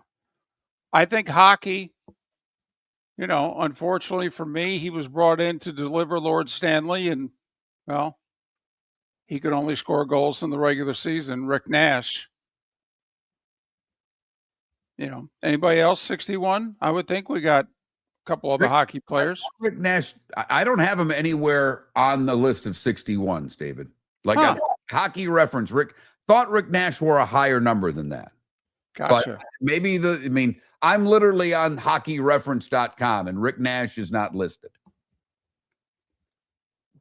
Like, and it's, I'm looking through this list. I don't know if they're, Arturi Lettinen wears 61. There's not any names that jump off the page to me in the hockey world. So Rick Nash wore 61 his entire career. And they literally don't have him on this list. And that's because I've got the wrong damn number. That's on me. Sorry. I was going to say, must on me. Okay. It could be a disgruntled Blue Jackets or Rangers fan. No. Nash is on there. Who else? Mark Stone that played with the Golden Knights. Good player. Good player. He's their captain. Right. And baseball, you've got one. And he didn't wear it everywhere. But I think you could argue he wore it for some of his biggest games. Josh Beckett wore 61 with the Marlins and the Dodgers. Okay. Sorry on the Nash 61. I thought I had this right and leave it for me to screw this up. But those, not a lot of 61s. No, definitely not. Curly Colt played a long time, by the way. He did pass away about 5 years ago. Okay. But he played because he had his time with the Chiefs when they won the Super Bowl. But then I think he's best remembered for playing for the Houston Oilers. See, the Chiefs' time was before my time. But I remember Curly Colt playing with the Oilers. Yeah, I love those Powder Blues. And the theme song, which the Dolphins and Oilers can fight over as to who had it first. Right. I don't know. They both lay claim to it. Boy, do they ever. I heard it first with the Oilers. Like I didn't know the Dolphins did it till much later. The irony is, I think the first time I heard it was that infamous Monday night game between Houston and Miami when Earl Campbell had that long touchdown run down the sidelines, and it was very entertaining. It was high scoring. It was like 35-31, something like that. And Monday Night Football is a big deal. You remembered Monday Night Football back in the day. The thing I remember when Cosell was becoming bigger and bigger than life is that there was we had some stupid, and we have them now, but we had some stupid novelty type gifts back in the day. The pet rock, the magic 8-ball, but the foam brick. I don't know if you remember this. There was a time in which you could buy a fake brick essentially to throw at your TV. Now people just seem to smash them and post it on Right. social media. Right, because their team lost the big game late, and so they, of course, smashed their TV. Why? Of course. That's what you do. So people would throw this foam brick at the television. And I remember not a local, but on one of the national news stations, they ran this whole thing. And it probably was ABC because they had Monday. So it was probably World News Tonight or whatever it was called before then. May have been already World News Tonight. That they ran a story of people at bars throwing the foam brick at Cosell. Yep. Because it was one or the other. I mean, that really is the sign of a great announcer, particularly then. You either loved him or you absolutely hated Howard Cosell. I don't believe he's in the broadcasting wing of the Football Hall of Fame, which I think is a disservice. And obviously, Howard hasn't been with us since the late 90s. But, I mean, come on. From a broadcasting standpoint, if you would say the most famous, most infamous, the broadcaster who made the biggest impact on the NFL, wouldn't you vote Cosell? Yes, I would. No, I'd vote Madden. Okay. I'd vote Cosell second. Okay. Because Cosell wasn't a play-by-play guy. No, he wasn't. So And I would definitely go Madden. Well, and Madden wasn't either, but I agree with you. I think you lined him up properly. Cosell's book, by the way, is one of the great reads of all time. Cosell on Cosell. Mark Miller for Sleep Treatment Direct. They are helping me with sleep apnea. And by helping me, I mean curing me. No more CPAP machine. No more snoring. No more tossing. No more waking up exhausted. Their expert team got me the right treatment fast and hassle-free. If you want to feel energized and get rid of your snoring, call Sleep Treatment Direct today. 444-1741. That's 239-444-1741. Sleep Treatment Direct. Sleep safe and sound. Floor Meisters just doesn't sell Cortec and carpet. They also sell a lot of wood. And what better time than now to stop in and see the nice folks at Floor Meisters for some new hardwood for your home. With white oak wood starting at $4.99 a square foot, that makes it affordable for everyone. With 10 colors to choose from, they have a color for everyone. So stop in, 6281 Naples Boulevard, right next to Costco, or go to the web. It's floormeisters.com.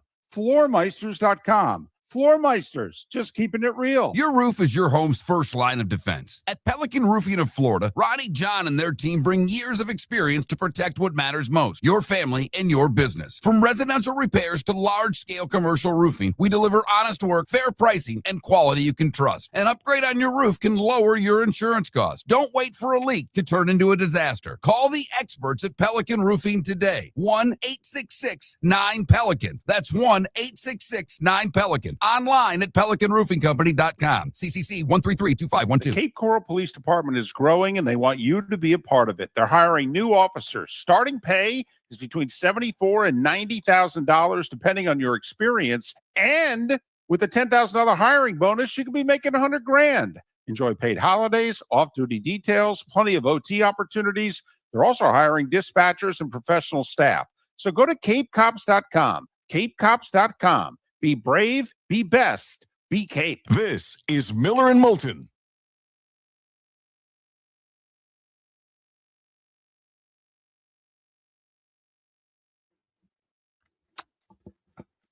Boy, Enzo really going out on a limb with that one, huh?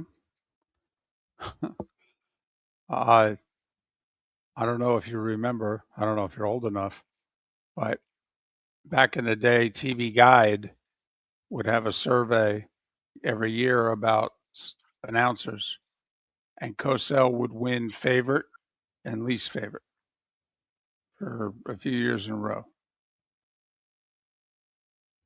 By the way, I have the Cosell book. It's behind me at all times. I just think it's a good, and I lost the cover. The cover got mangled when I read it. But I opened it. And to tell you how long it's been since I've read this, there is a boarding pass for a flight because I must have brought it with me on a flight. Right. Going up to Michigan. And it's for an airline that doesn't exist anymore. Here we go. AirTran. AirTran. That's funny. What else do we have in here? Oh, we've got a miniature golf from up in Houghton Lake in Michigan. Tip-Up Town, they call it.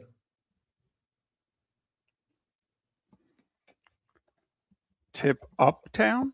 Yeah, it's a thing. It's a big ice fishing thing, and you use these rods that are called tip. You kind of bend them down. When the fish hits, the rod pops up. That way you can sit in your house and realize that you have a fish and not have to sit out in the cold.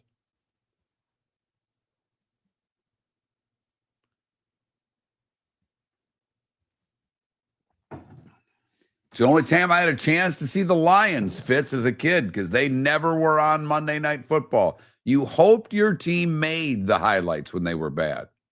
I think David could probably relate to that.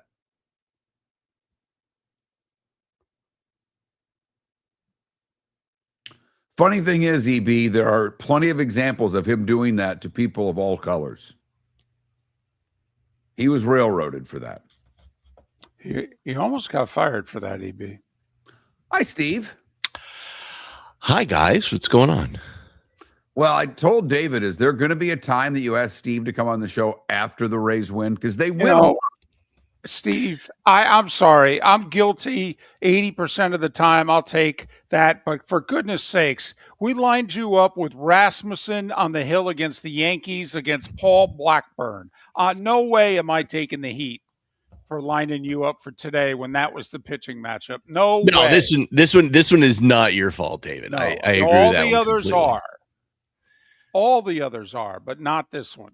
Yeah, it's funny. I was talking to McClanahan after the game the other day, and he was like, they have to face. They've had the three of us, so Jax, and then him, and it was like now they have to face, and now they got to go after Rasmussen. Like, oof. But that's crazy. Baseball. Yeah, well, I mean, you figure you give up 5 runs in 50 innings, you're gonna have you're gonna have a stinker at some point. I did laugh at EB talking about Cosell because all I keep thinking of is Cosell would have been Tom Brenneman.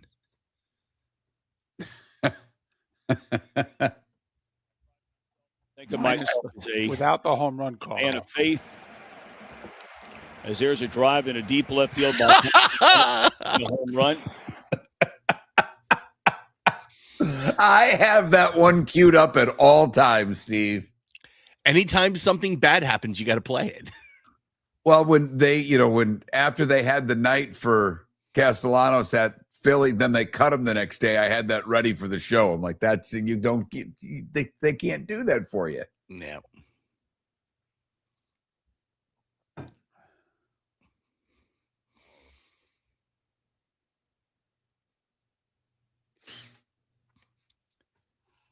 Sonny, Billy Crystal told that at Ali's funeral, not at Howard's eulogy.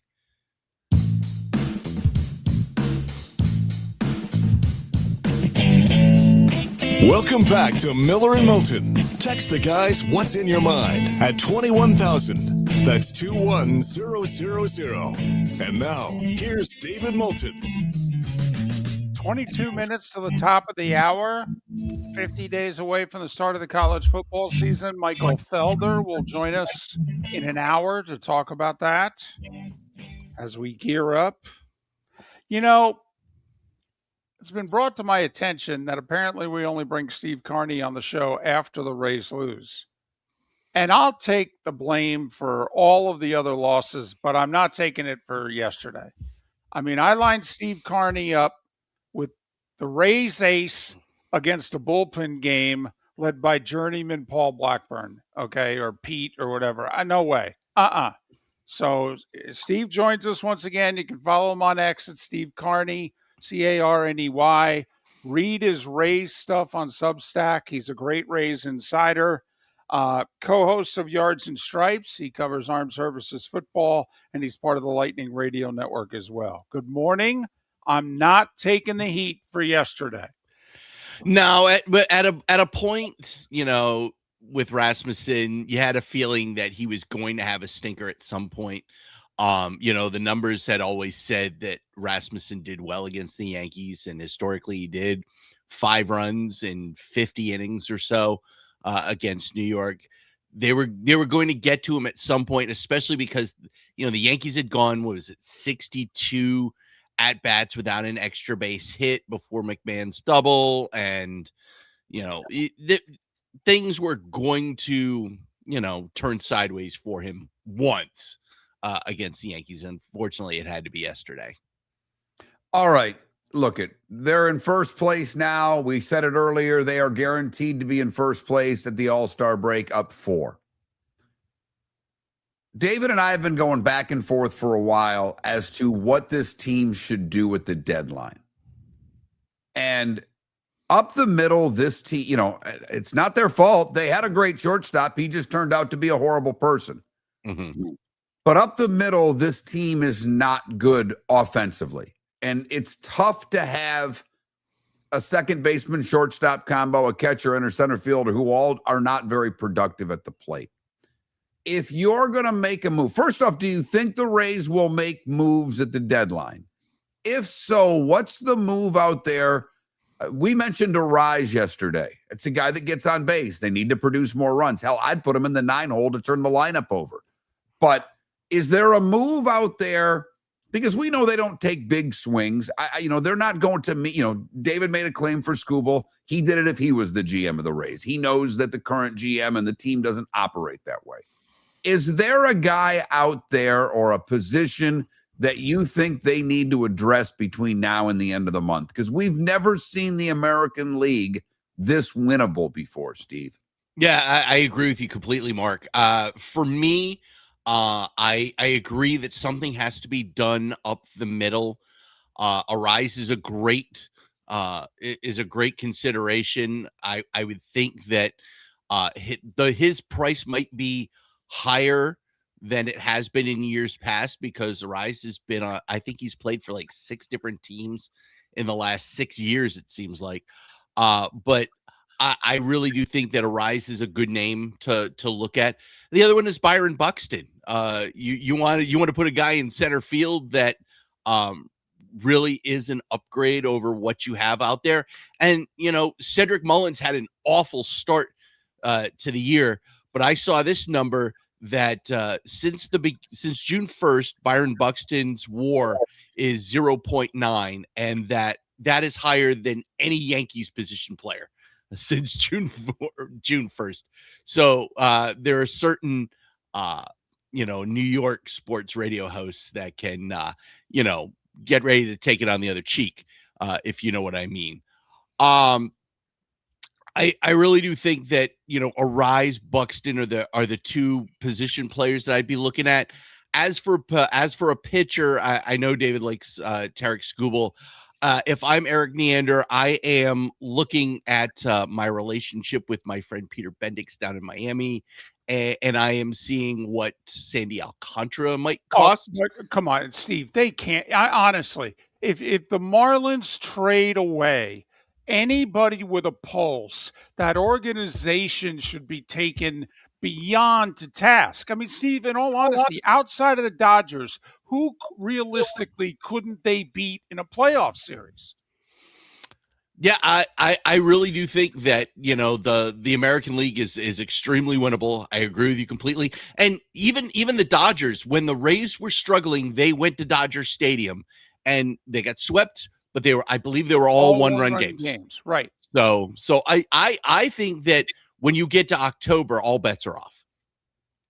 I just don't think the Marlins, with they had 8,000 people go to their game last night against Seattle, and if they trade Sandy Alcantara, listen, if I was a Marlins fan, I'd throw my stuff in the closet too. But here's the problem: Buxton will not waive his no trade clause. So what do you do? Well, let's just say they go get a Rise to put it second. We Mhm. think they need one more bat. Doesn't have to be a huge bat, but that they just need better than what they have now. A Rise would play second. That leaves short, catcher, and center fielder. Mullins has had a good 6 weeks. I don't know about him long term. What position would you fill? Forget player. Of those three positions, short, catcher, center, what would you fill next? Wow. Like I said, I think that they pride themselves so much defensively that it would be hard. Even though Taylor Walls is not a very good offensive player, it's really hard to not have him in the lineup every day because of his defense. And so I look at the defensive side of things when it comes to Taylor Walls. Fortes and Fiducia as your catching tandem offensively has been rough. Fortes, has at least hit the ball, to a decent clip, but neither of them I think holds runners on well enough that really you can use them in the postseason. So you lean catcher. So I would look to see if there's a catcher available.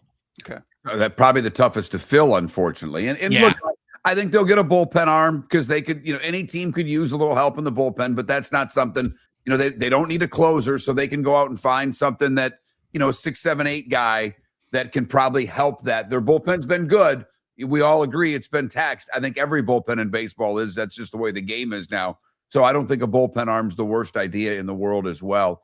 What do you account? They had a little skid. They lost a couple games in a row, and then they come back and they win 2 against the Yankees here. Would have been nice to get 3. But when you look at this season on the whole, Steve, is there anything you point your finger to and say they're doing this well because of this?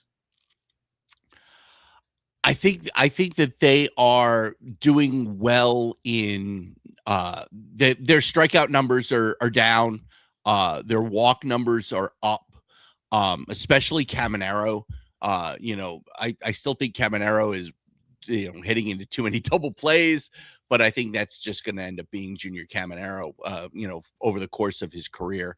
I really do think that, the strikeout numbers being down, that starts with guys like Chandler Simpson and, the ability of those guys to keep their bats in the zone long enough to make contact on bad pitches and then get the right ones to hit. So I really do think that is a big part of their success is they are so tough when it comes to at-bats, preventing guys from being striking out. So I really think that's the best part about that lineup right now. You think this team right now, okay, it's our $20, so if you lose it, it's okay. The team as it stands right now and the Yankees with the injuries that they have for the foreseeable future, you think this team will hold on to win the East? Oh, if I had that if I know it's your $20, but right. if I had your $20 and the answer to that question, I would be, winning Mega Millions. I think they've got a really good shot too. Even if the Yankees, they go get Aaron Judge, until they get Aaron Judge back, they're going to languish. And even, hopefully I hate guys when guys are hurt. I want to see them healthy. I think that they've got a really good shot of holding on to win the East. Even with both teams making moves at the deadline, and I think they're proportional. I think they do hang on.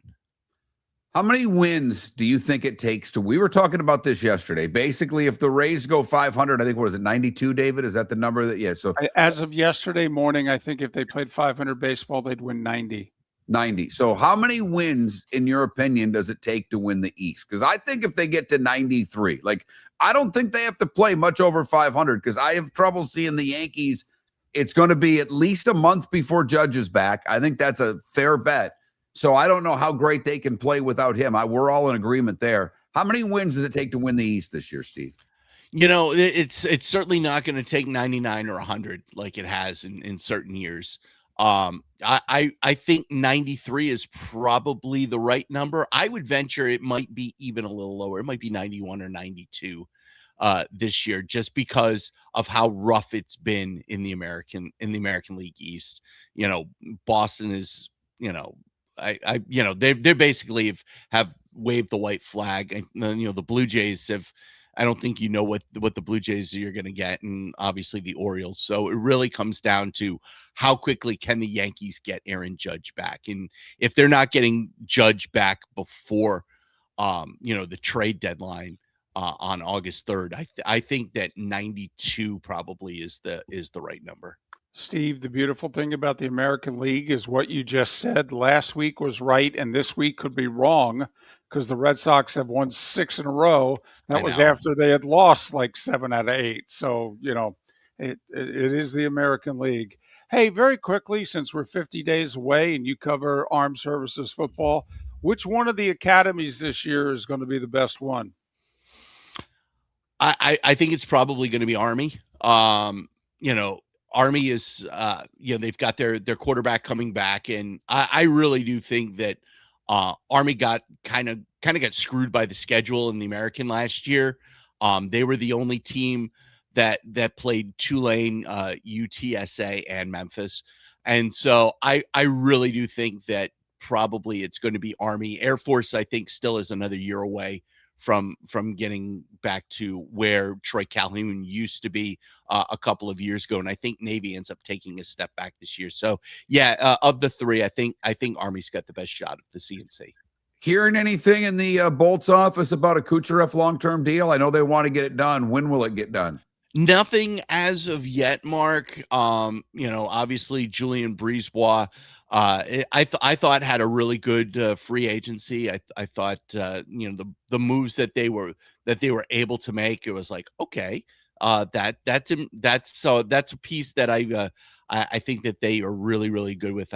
And so with Carlson and the likes, I think that they want to get something done with Kucherov. I think that they will go all the way up until the start of the regular season.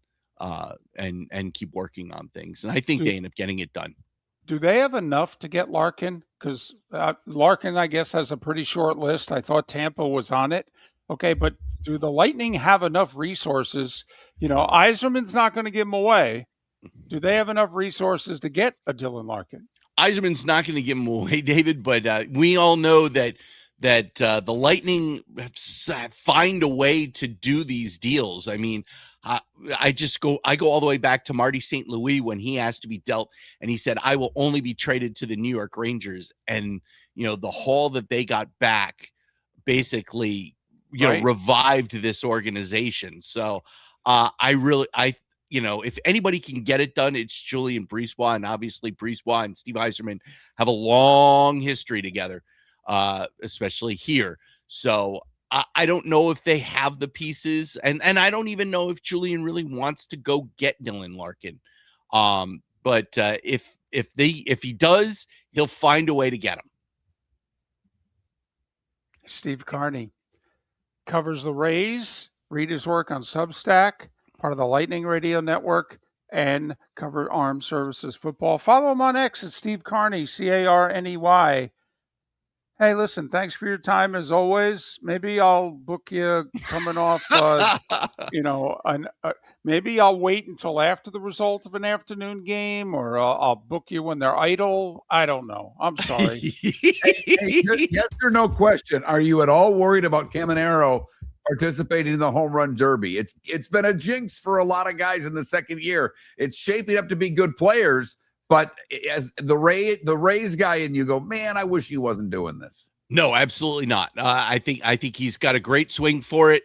He swings hard anyway, so it's not going to change anything for him. So no, I think he's fine with the derby.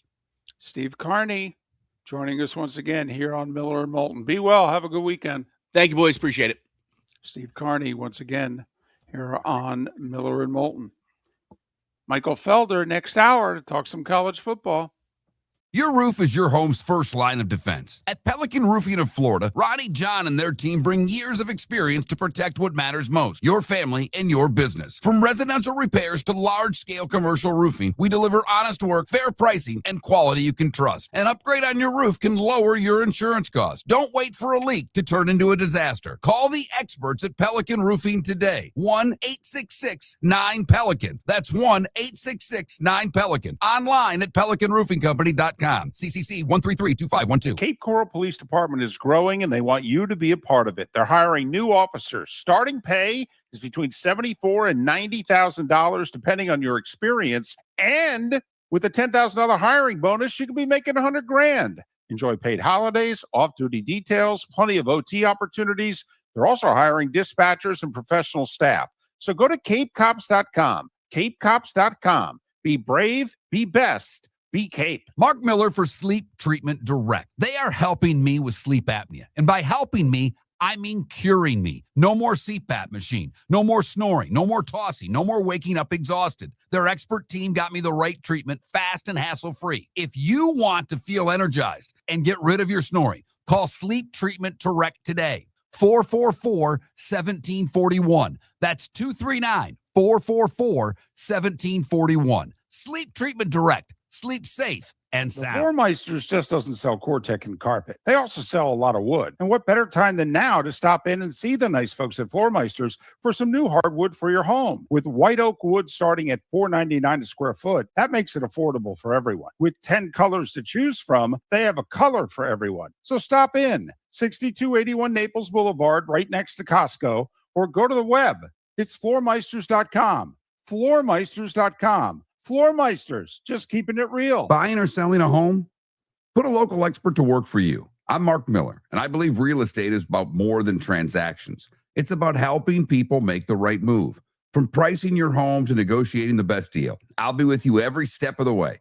Call or text me today, 239-425-5582. That's 239-425-5582. Experience, local knowledge, and the best personal service. That's the difference. If you're a business who targets men, please know there is no better and more economical way to reach your target audience than us at Miller & Moulton. So let us help you make money. You can reach out to Mark at that Mark Miller or me at the David Moulton on X, or text us at 21,000. We have a proven product, a good reputation, and lots of quality segments that we can attach your company's name to. Miller & Moulton, we're like that old pizza box. You've had the rest. Now try the best. Miller & Moulton, millerandmoulton.com. This is Miller and Moulton.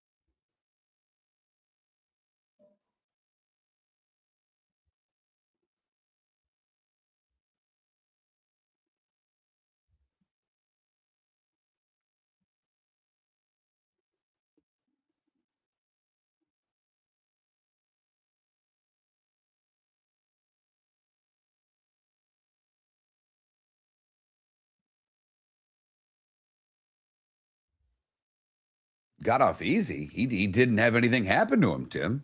Got off easy. Hell, he just got more contracts. ESPN moved him to Detroit so he'd be away from Bristol. Then he got a deal with NBC. Got off easy. Oh, my God. Who wouldn't want to get off that easy? I was going to say he pulled the Roethlisberger. Steelers said, listen, could you just go find a girl and marry her and just not make headlines? And that's what ESPN did to Tirico. They're like, could you just find somebody and marry her and settle down? You do 250 games a year. You're never going to be home.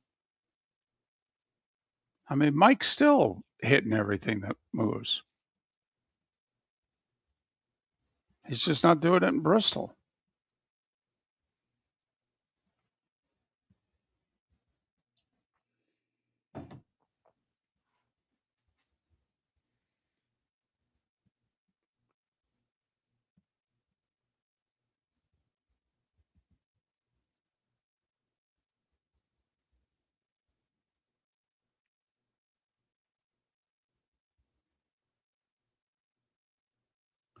It's just tough for me to sit there and have morality when it comes to watching sports, movies, and music. I guess I don't have it in me. I don't think I've ever really boycotted someone or something because of a moral issue. And maybe that's a problem with me. But I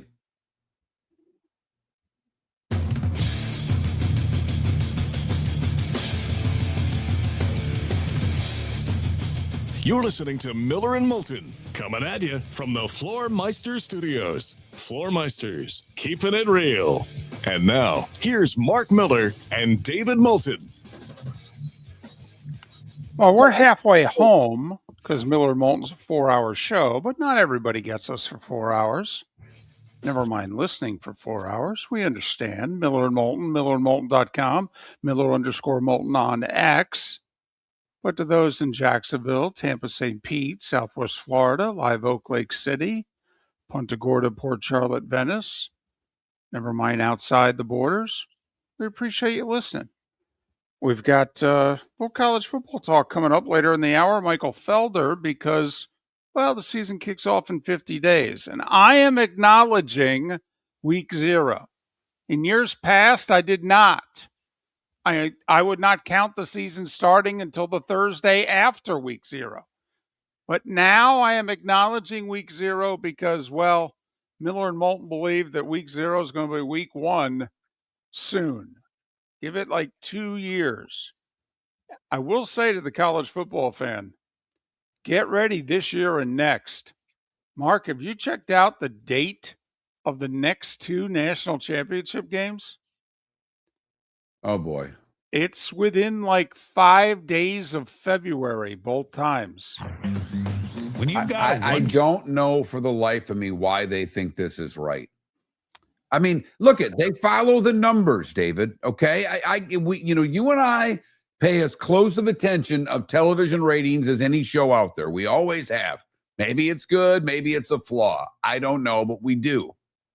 And Cowherd's that way. We noticed that about Colin when he used to come on our show quite regularly. He always would tell us, hey, boy, you got a sports station that listens to sports talk radio down there. Their numbers are good. Like, he actually knew what his numbers were when we were just on in Southwest Florida. So we've always thought it's kind of smart. It's why we don't spend a lot of time talking the NBA. The numbers don't show that the people in the markets that we live watch a lot of NBA. We're ever on in Orlando and Miami, that would probably go up a little bit. But, David, the first round of the college football playoffs do really good numbers. The semifinals in the middle of the month don't. Now, the final game did a great number last year. Indiana drew a crowd. Miami always draws a crowd. January 25th. Is when the national championship game will be for this season. And I think the following season, it's either the 24th or the 26th. It's 1 day removed. I think it's the 26th. So we're not going to, we're all banging the drum for college football to tighten up the schedule, maybe have the semis on in and around New Year's Day and then have the title game a week later, yeah, that would be a national title game around the 8th, 9th, or 10th. We're going 2.5 weeks beyond that for the next 2 years. But Michael Felder will join us. We'll talk a little college football in a moment. Hey, did you see this story maybe on X yesterday, or it involves Adam Schefter and Robert Kraft? I did not. Apparently they're in business together. Okay. And some people don't have a problem with it. And by some people, I'm guessing the NFL and ESPN. Because apparently 5 years ago, they went into business, along with others, Boom Entertainment, a developer of sports and casino gaming apps. I can't believe. I mean, and I know it's the NFL, and I know ESPN has been on a 5-6 year, pardon my French, ass kissing movement with the NFL because their relationship was so bad at the end of the 20-teens that the NFL basically looked them in the eye and said, yeah, we're probably going to get rid of you. And ESPN actually had a moment in which they said, well, we may have no problem walking away either. And then those people got fired at ESPN. And new people were brought in, and the message was, yeah, get in bed with the NFL, do whatever you have to do. And ESPN has. And now, hell, the NFL and ESPN just did a business deal involving NFL Network and games and what have you. But your number one info guy in a business deal with one of the 32 owners in the NFL? I mean, don't you have to pull Schefter aside and go, dude, you can't be in business with Robert Kraft on anything. The appearance is awful. And Mark, there have been whispers for a long time about his conflicts of interest. And we touched on some of this with the Vrabel Rossini story, in which one of the reasons that none of the insiders are touching this story is you guys would be shocked at the conflicts of interest that are out there. Well, David, to your point, if I'm not mistaken, when you mentioned Schefter, what I thought you were talking, like, why is he talking about that? He's about to sign, and he's 59, I believe, Schefter. He is about to sign a long-term deal that will essentially keep him at ESPN for the rest of his career. Yes. Huge money. Right. So not only does ESPN not have a problem with this, you could argue that as long as you're in bed with the NFL and working for the four-letter network, that they encourage it. Right. Yeah, absolutely. And what other conclusion can you draw from this? Don't see how you can't. And I have to be brutally frank here. If I'm going into business with someone and given opportunities, Robert Kraft's done pretty well. Yeah, no question. If I'm Adam Schefter and I'm looking to take what is extreme wealth and make it generational wealth, he's a guy I might look at.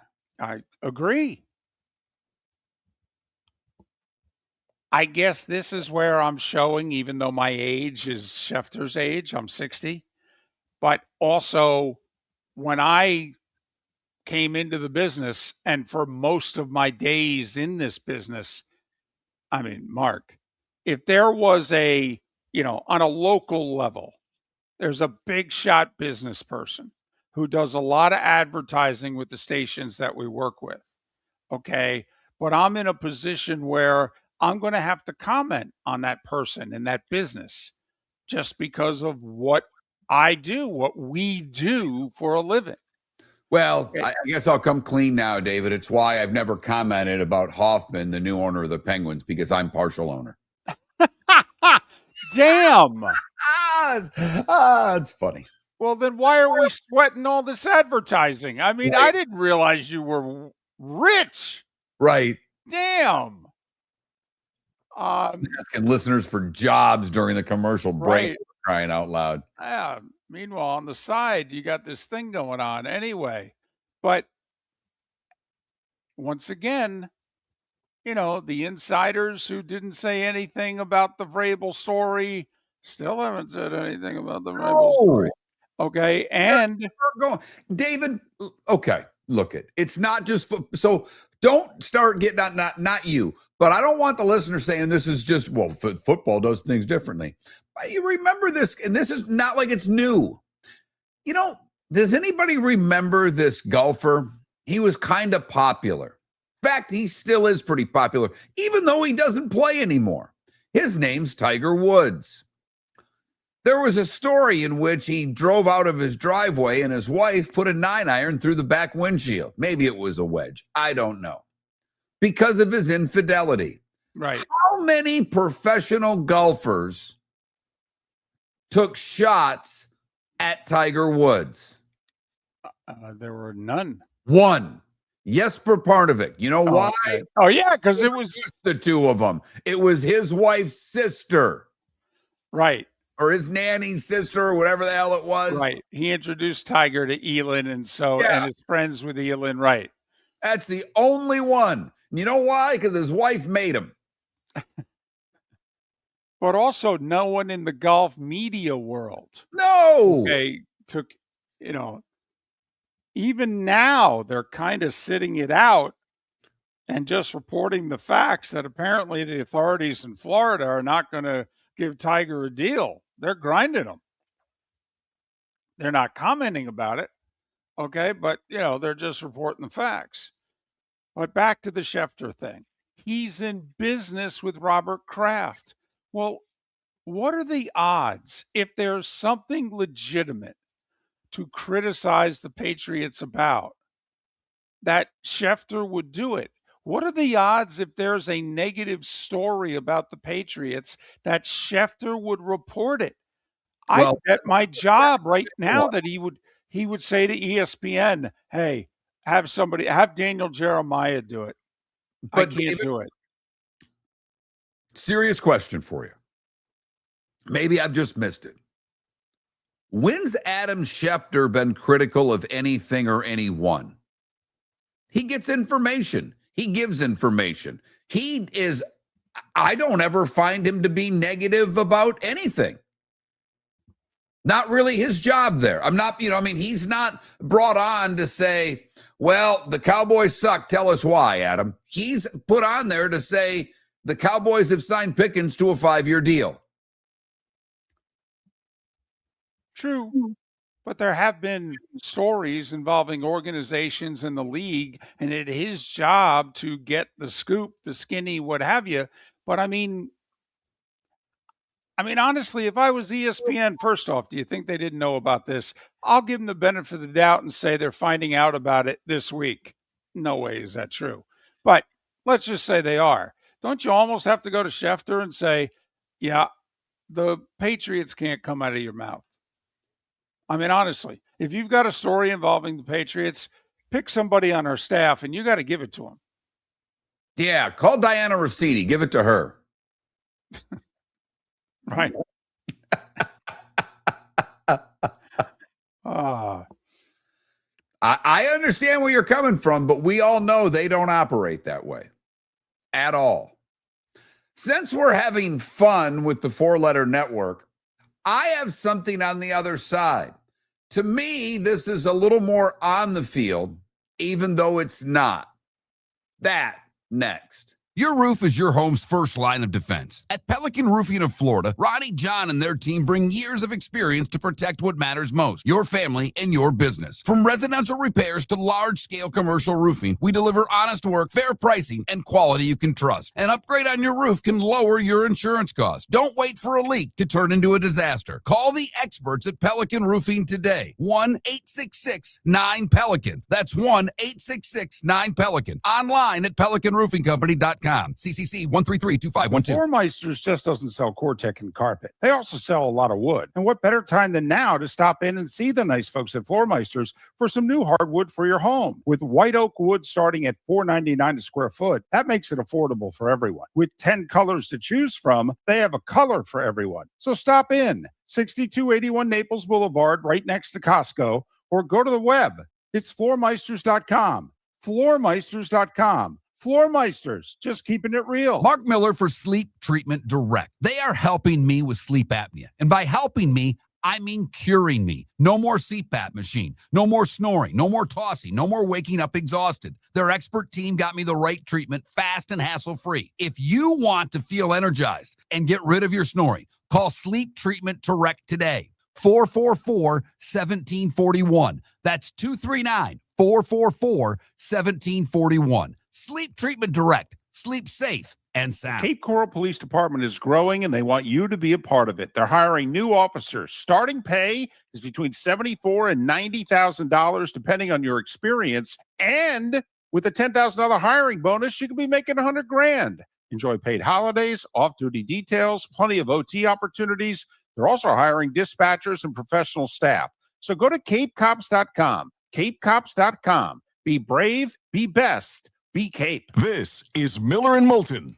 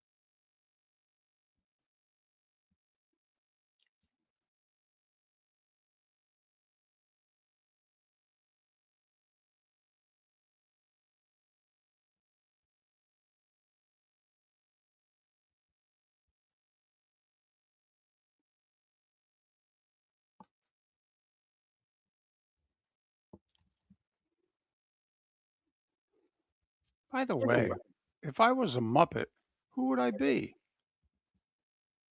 I have no idea what he means by that. And I love the fact he can't spell my last name right, and it's right there on the screen. But now you got me thinking. Huh.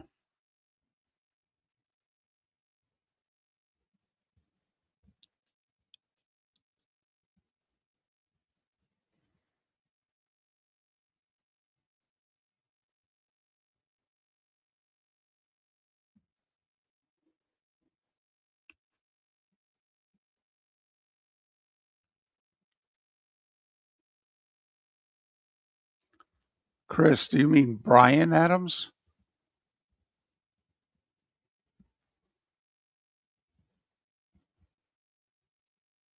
Because I don't think I know a Ryan Adams.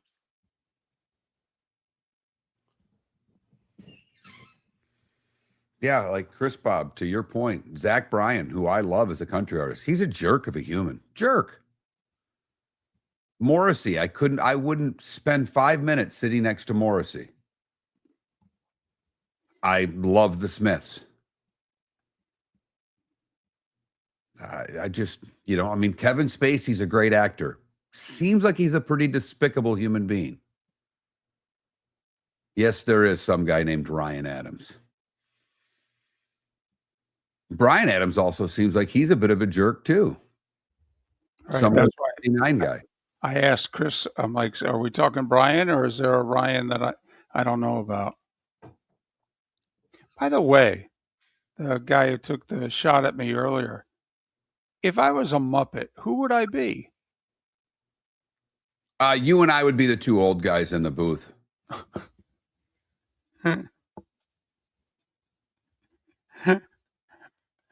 In fact, if we run a best of, I should put it up. If I was actually able to put it on Twitch, I should just superimpose those pictures in our spots while I run it.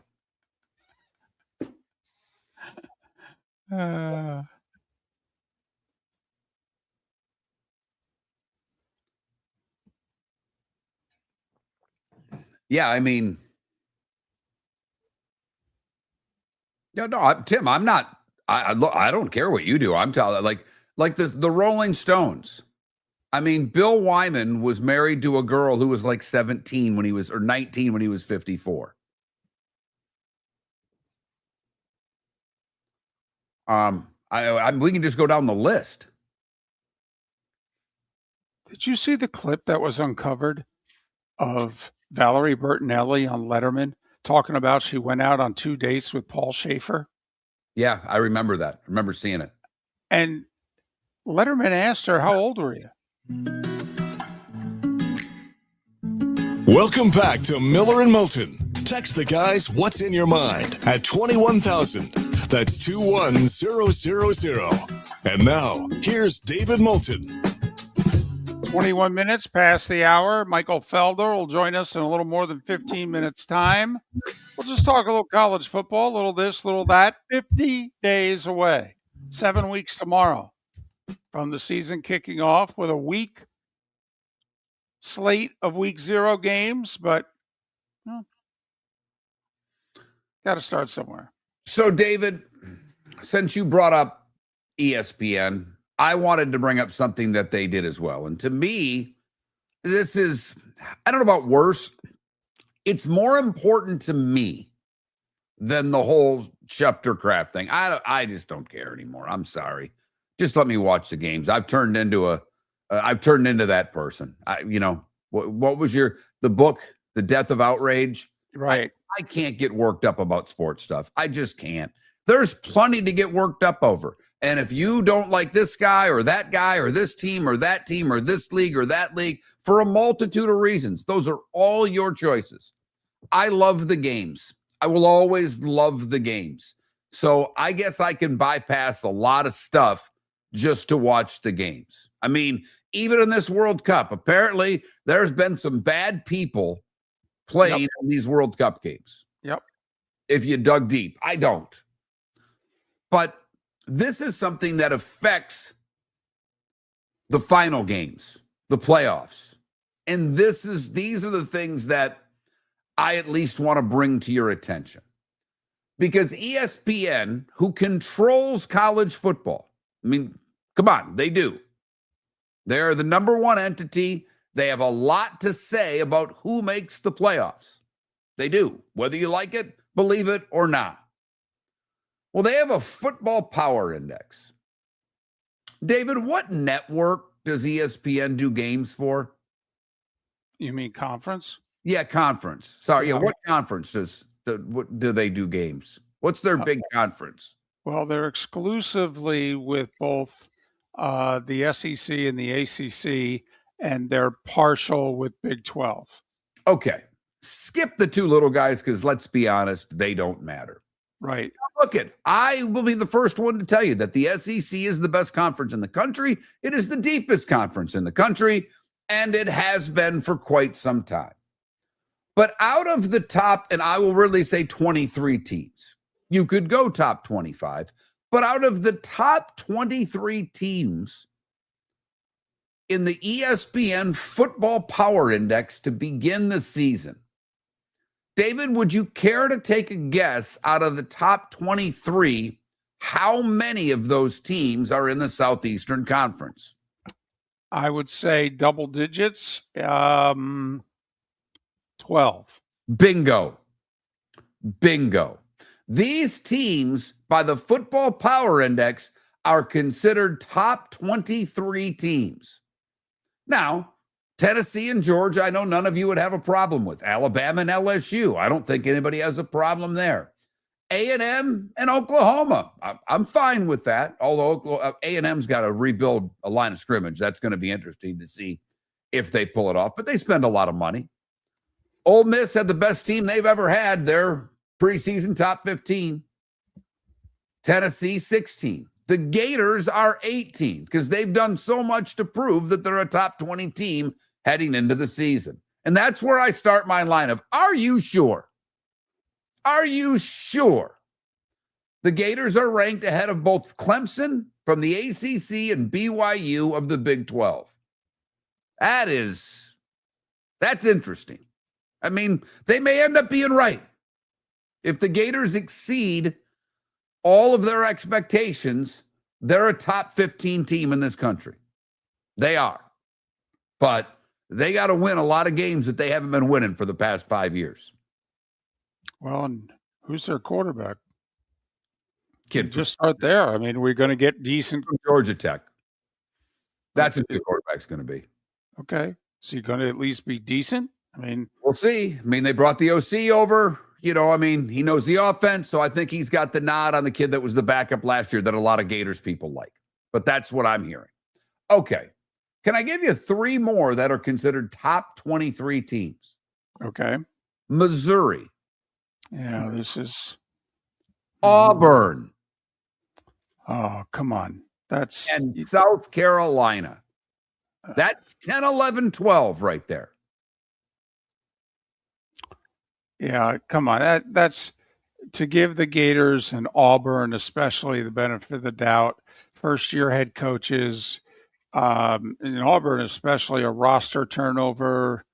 I know he brought his quarterback with him, but they don't deserve that benefit of the doubt. Like Utah's 31st. Really? Utah, I would be curious to ask a bookmaker in Vegas. And David, I may have you tell you, it's early and he's up all night. We may have to get a couple lines for next week. Utah versus South Carolina, Auburn, Missouri. Who'd be favored? I'm curious. Big Ten teams that one made the top 25, one that's just out.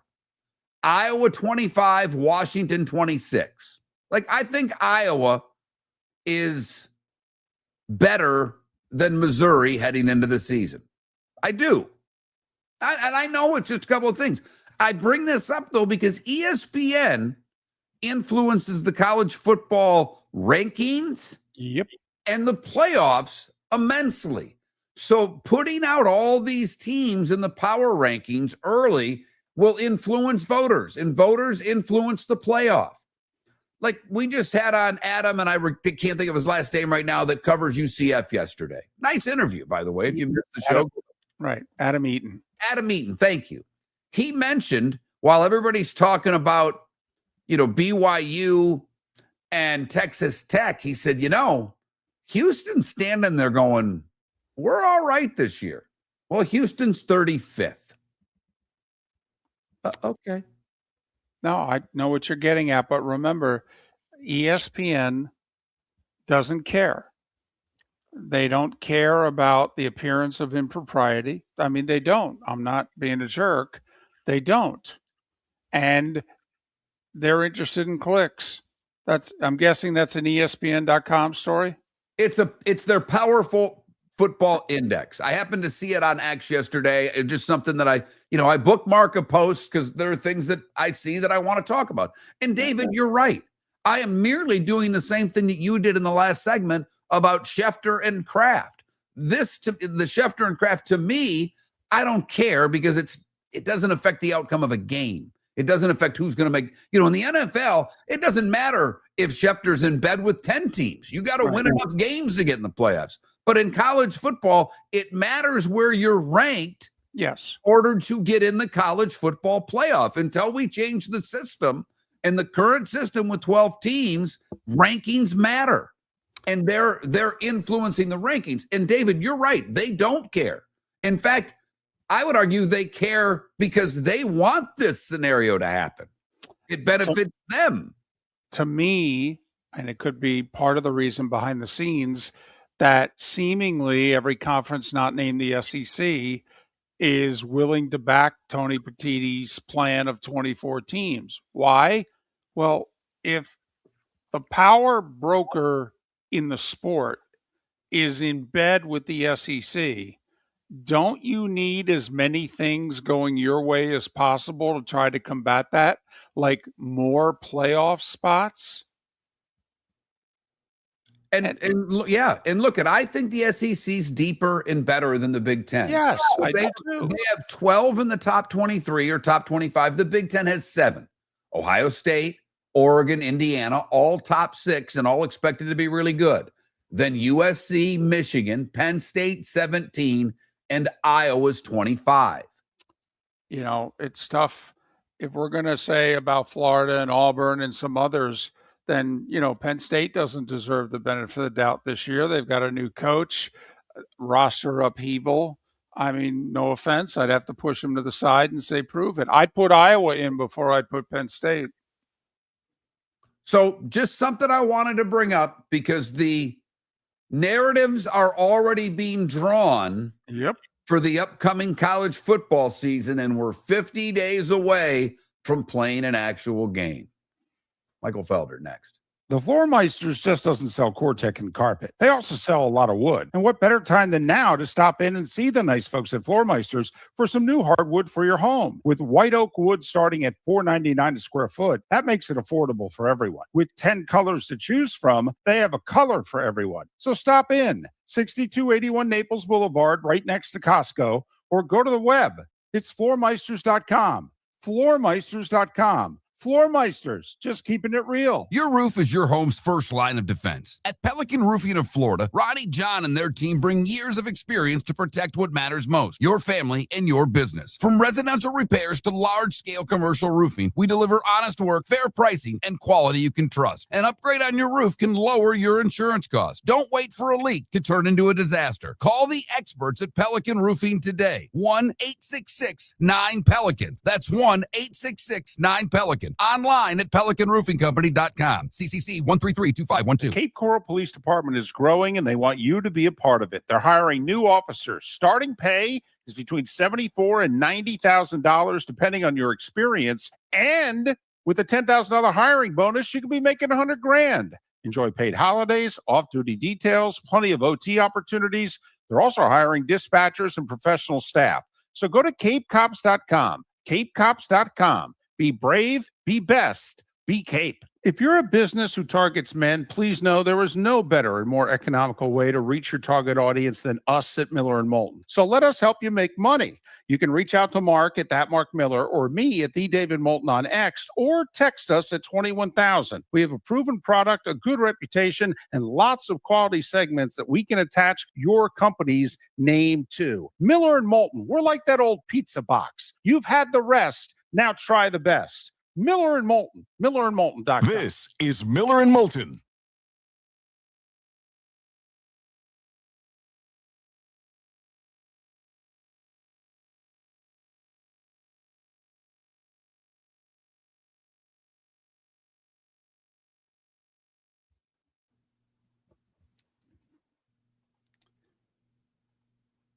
I didn't realize spelling my name right made me a diva. Jesus, you guys will bust my ass for anything, won't you? I'm just sitting here.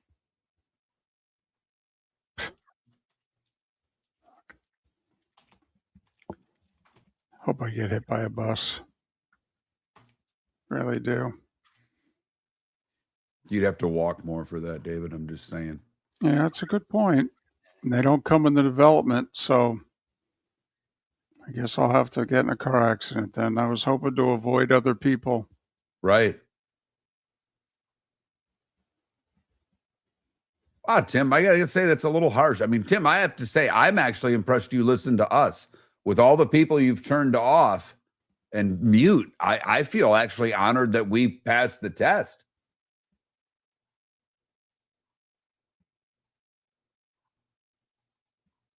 I mean, who knows for how long, but I at the moment I feel really good about ourselves.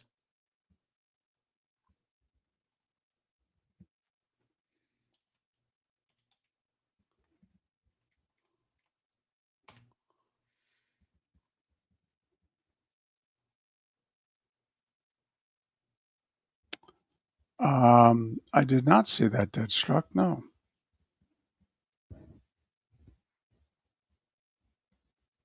That's funny, Enzo. That's funny.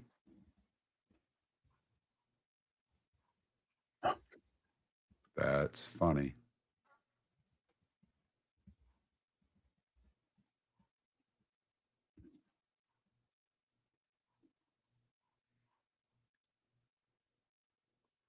All right. Someone said something about this monetization thing. Oh, that was a text. I got to figure out how to do this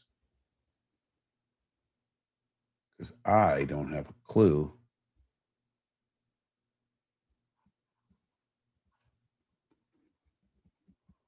Time to tune on YouTube monetization.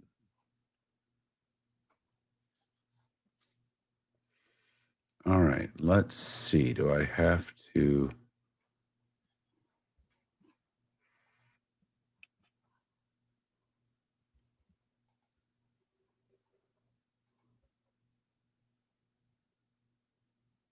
Okay.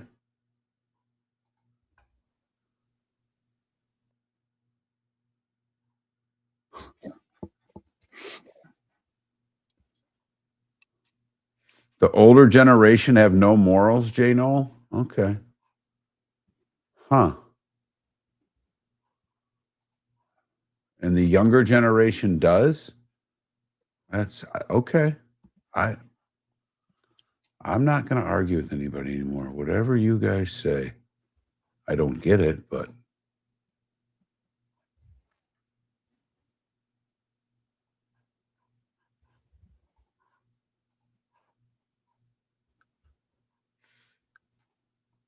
David, someone wants you to finish your Paul Schaefer story with Valerie. So she's on Letterman, and somehow, some way, she turns to Paul Schaefer and then looks at Letterman and says, "Yeah, we went out on 2 dates." And Paul looks a little embarrassed, and Letterman's kind of like, "Well, how old are you?" And apparently, she was 16 and he was 27. I remember watching that. I literally remember, I remember watching the episode. Believe it or not.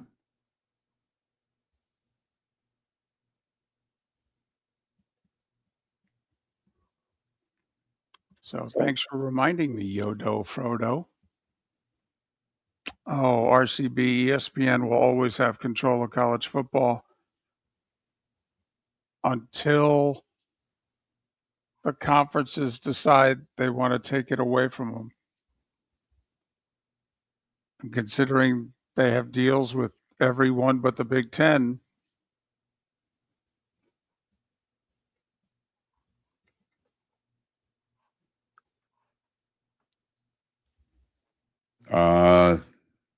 Yeah, did you text him? You're listening to Miller and Moulton. And now, here's Mark Miller and David Moulton. 22 minutes till the top of the hour. Miller and Moulton. MillerandMoulton.com. Miller_Moulton on X. Thanks so much for being with us. Looking forward in the next couple of minutes to talk to Michael Felder. Covers college football for a living. College football season begins in 50 days. Ready or not, here it comes. At least week 0 anyway. 7 weeks tomorrow. College football season gets underway. And as Mark has pointed out a couple times, This could be as bad an early season schedule as college football has had in a while.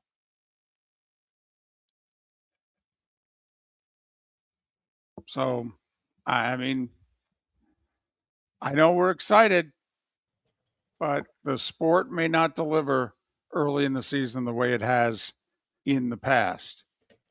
Been mentioning Michael Felder. He covers college football for a living. I'm here. My headphones just got tangled up. Well, we Look at that. appreciate that. Thanks for making time for It's us. Okay. Michael covers college football, and you could read his work at Substack. It's felder.substack.com. Great X handle in the bleachers. All right. Michael, good morning. It's David and Mark. Thanks for doing this. How are you? I'm doing fantastic. How are you guys doing? Well, we're doing great. 50 days away. I know. College football season starting. It's why we wanted to have you on. I'm curious, is there something you have not written about this offseason that you really want to get to before the season starts? A story that is underplayed and you want to make sure you get in front of it? Honestly, I think the biggest thing for me is playing catch up, especially with having a kid and she does swim team and you're just like, it feels like you're underwater half the time, and no pun intended with the swim team thing.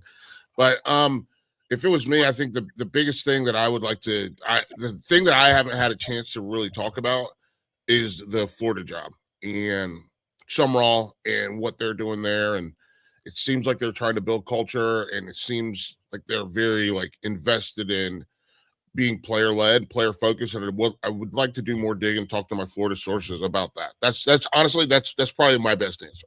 Well, it is interesting looking at the Gators because, they've not been good, and they've made a lot of they've made excuses. They've not really, I don't think they've been honest with themselves. And one of the things I've loved about Summerall since coming on, our weight room stinks. Our workouts, he has been critical of players. He's been critical of facilities, and he's been critical of the way things have been done.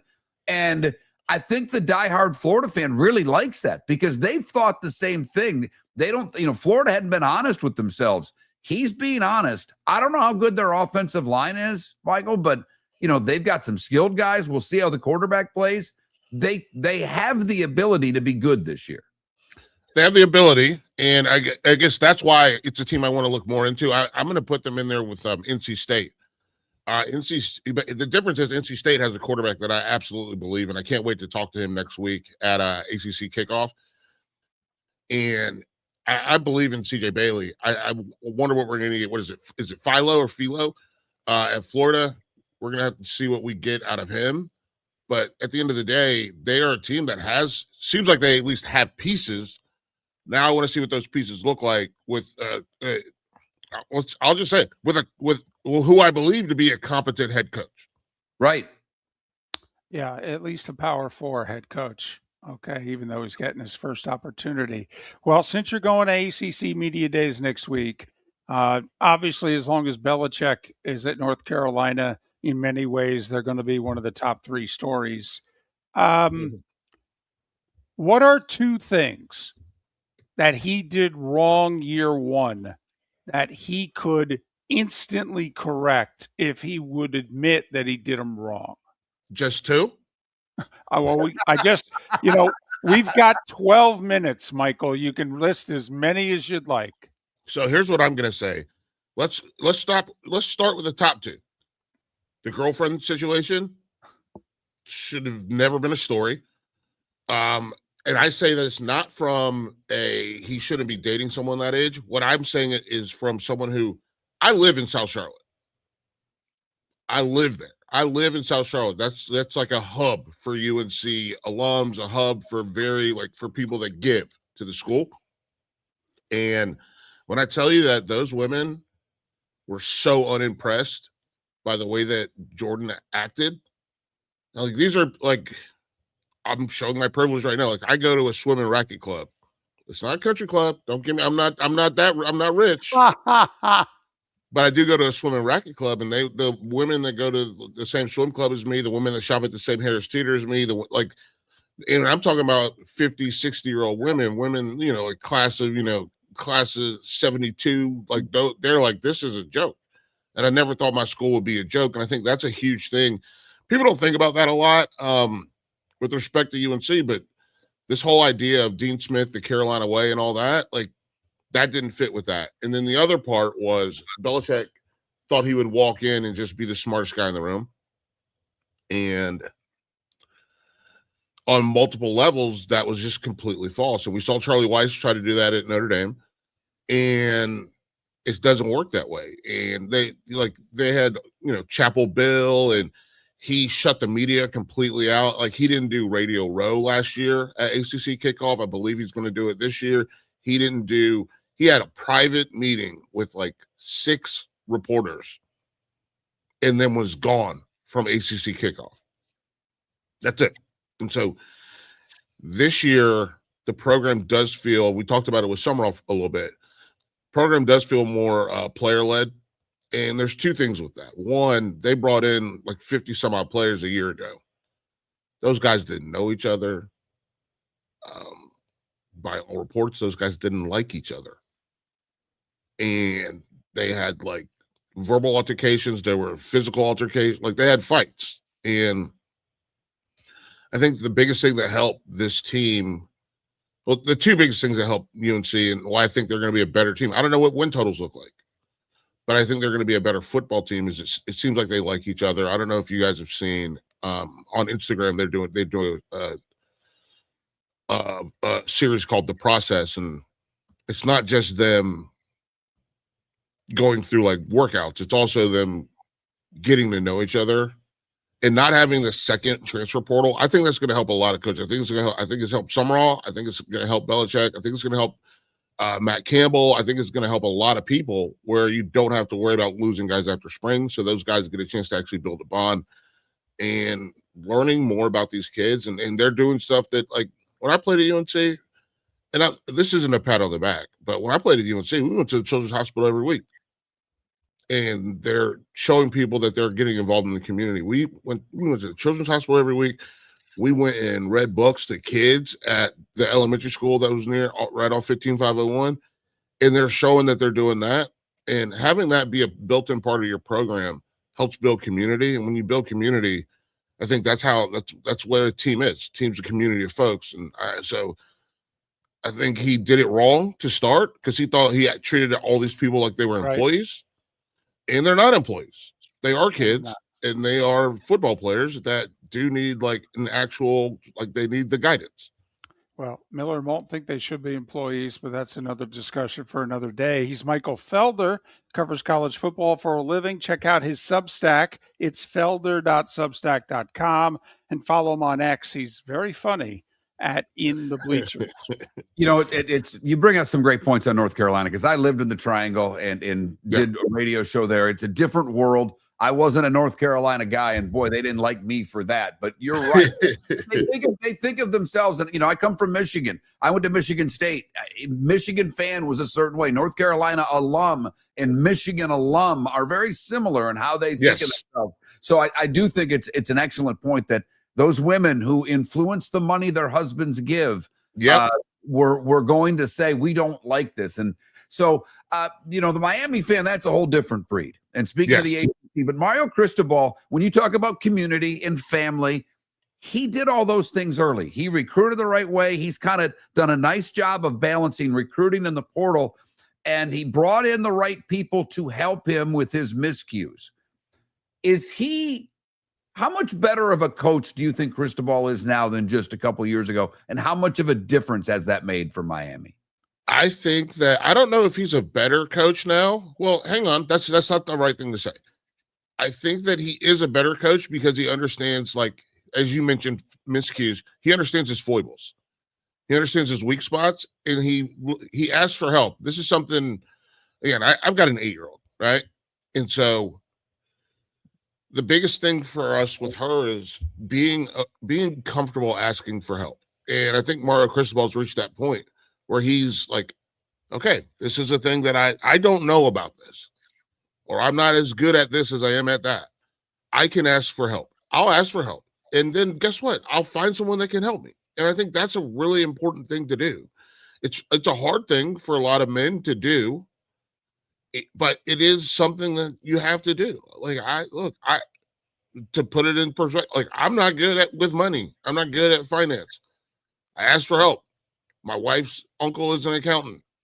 My wife went to Michigan State, by the way. I'm talking to you from Michigan right now. Oh, no better place in the summer, Michael. No, there is a better place. There's this box that I live in that's got air conditioning. It's called my house. Touche. So yeah, okay. There's a better place, but realistically, but so I asked, I had to humble myself and ask for help. Like, hey, Right. Take this off my plate. And Mario Cristobal's doing the same thing, right? Take this off my plate. I trust you. I trust you. You have my infinite trust to make sure that we can get to where we want to be. I can give you all the tools that you need.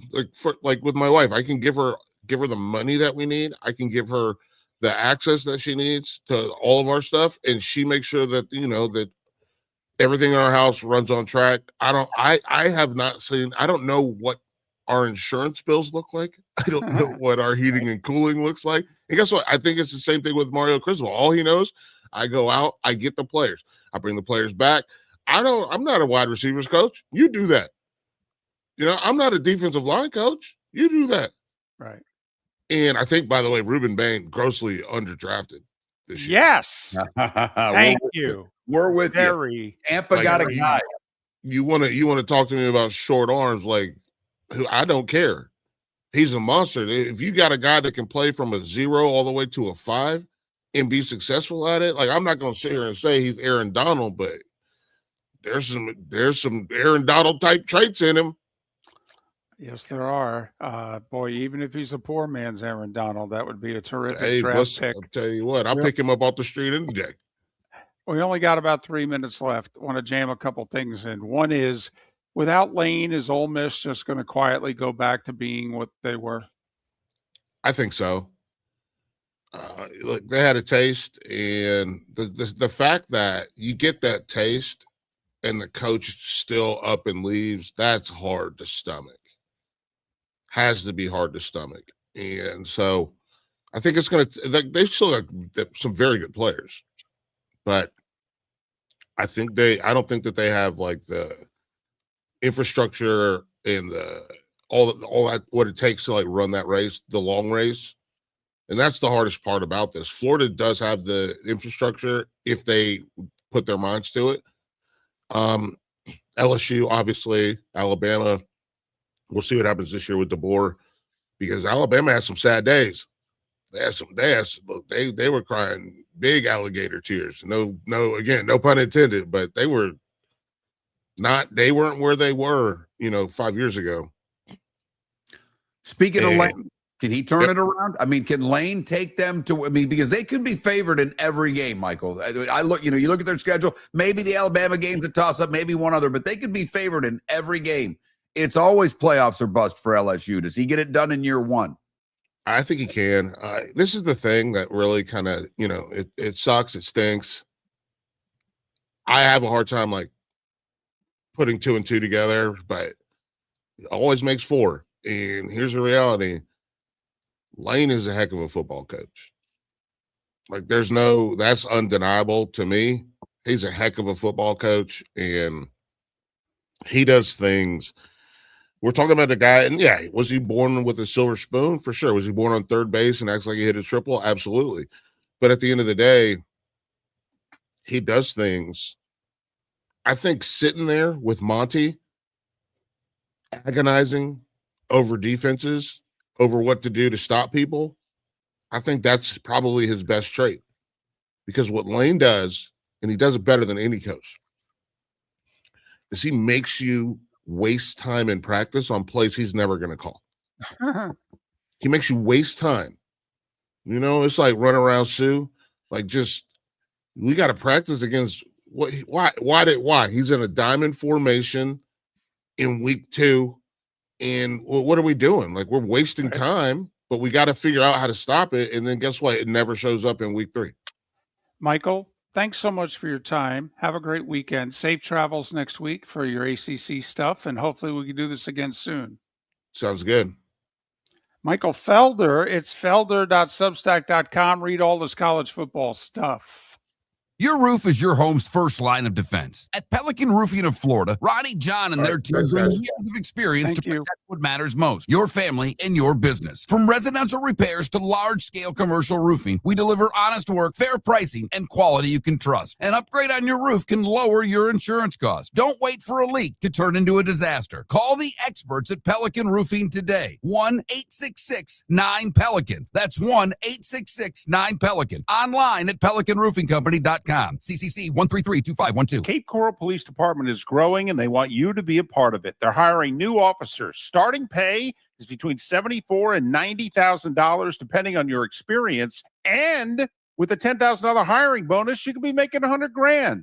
Enjoy paid holidays, off-duty details, plenty of OT opportunities. They're also hiring dispatchers and professional staff. So go to capecops.com. capecops.com. Be brave, be best. Be Cape. Mark Miller for Sleep Treatment Direct. They are helping me with sleep apnea. And by helping me, I mean curing me. No more CPAP machine. No more snoring. No more tossing. No more waking up exhausted. Their expert team got me the right treatment fast and hassle-free. If you want to feel energized and get rid of your snoring, call Sleep Treatment Direct today. 444-1741. That's 239-444-1741. Sleep Treatment Direct. Sleep safe and The sound. Floormeisters just doesn't sell Cortec and carpet. They also sell a lot of wood. And what better time than now to stop in and see the nice folks at Floormeisters for some new hardwood for your home. With white oak wood starting at $4.99 a square foot, that makes it affordable for everyone. With 10 colors to choose from, they have a color for everyone. So stop in,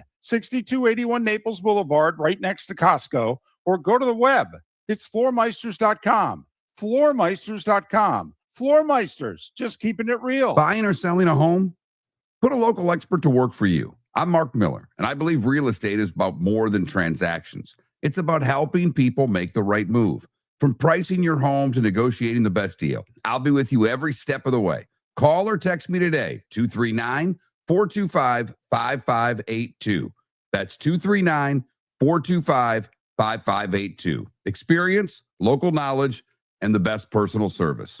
That's the difference. If you're a business who targets men, please know there is no better and more economical way to reach your target audience than us at Miller and Moulton. So let us help you make money. You can reach out to Mark at that Mark Miller or me at the David Moulton on X, or text us at 21,000. We have a proven product, a good reputation, and lots of quality segments that we can attach your company's name to. Miller and Moulton, we're like that old pizza box. You've had the rest. Now try the best. Miller and Moulton, millerandmoulton.com. This is Miller and Moulton.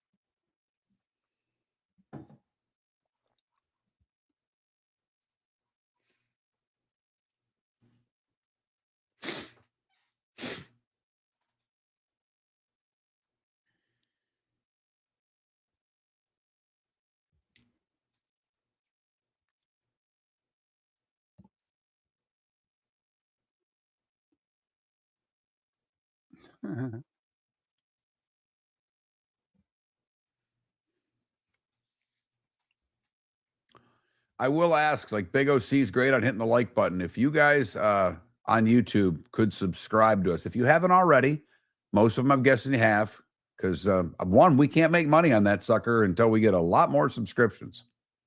And I'd love to be able to make some money on that one. The 14 pennies we make on Twitch each month are great too. That's separate from his Hoffman money. It's totally separate. Funny. That was so funny when you said that. Funny. Funnier than most of our audience knows.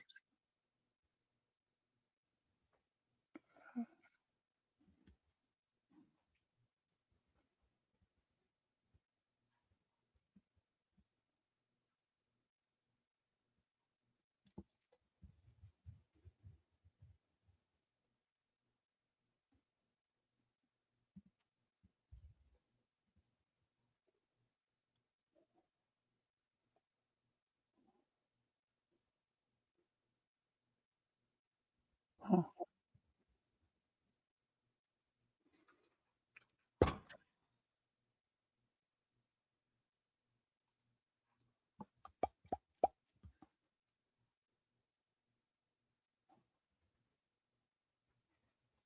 Did she think, is your theory, Deadstroke, she thought one of you were Tarico?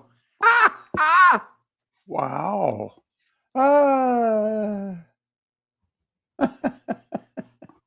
I crack me up.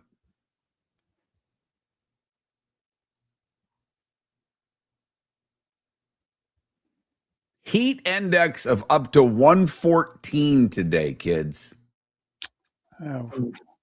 They're throwing around 108, 110 here.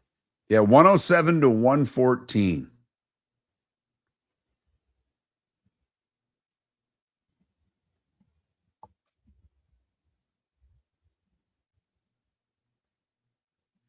Oh, Scheffler's going to miss the cut. First one in 4 years. Oh, wow. He must have stunk up the joint today. Apparently bogeyed 18 to finish. I don't know where it's.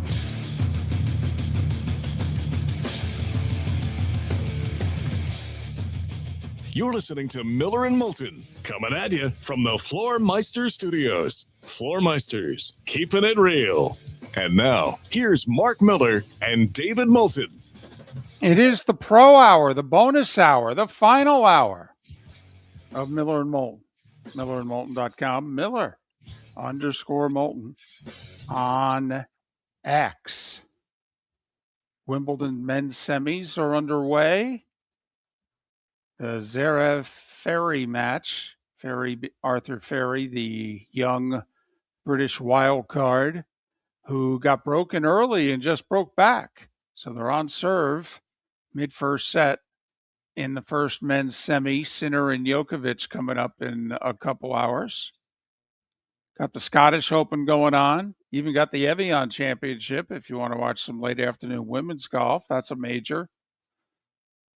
Nelly Korda is probably going to miss the cut in that. She went 3 over yesterday, and you were just saying that a big name or two ain't going to make the cut in the Scottish Open. Well, a big name. Scotty Scheffler shot 2 over par today. He is currently even par for the tournament. He is tied for 91st. I think you can all figure out what that means of how many 1-unders that are on the course would have to come back to him. And that's a bunch. Because they're T65, he's T91. So that means he's missing the cut. I mean, that just is what that means. He had made 78 consecutive cuts on tour. What are we talking about? 4 years there? 4 years. First missed cut in 4 years. For the record, Tiger made 142 consecutive cuts. So basically double this. Yeah. That's crazy. Yeah. Yeah. And there were only a couple times where he needed to make par or birdie on the last hole, but I remember watching one of them once and he needed to get up and down, and he did. But Scheffler probably won't mind because give him an extra couple days to either chill out or to further prepare. I don't know how many often he's played Royal Birkdale as he tries to defend his Open Championship. Boy, I certainly hope that it bothers him. Like, I mean, nothing seems to. You know, he loses the tournament. Oh, I'm going to go home and see my family.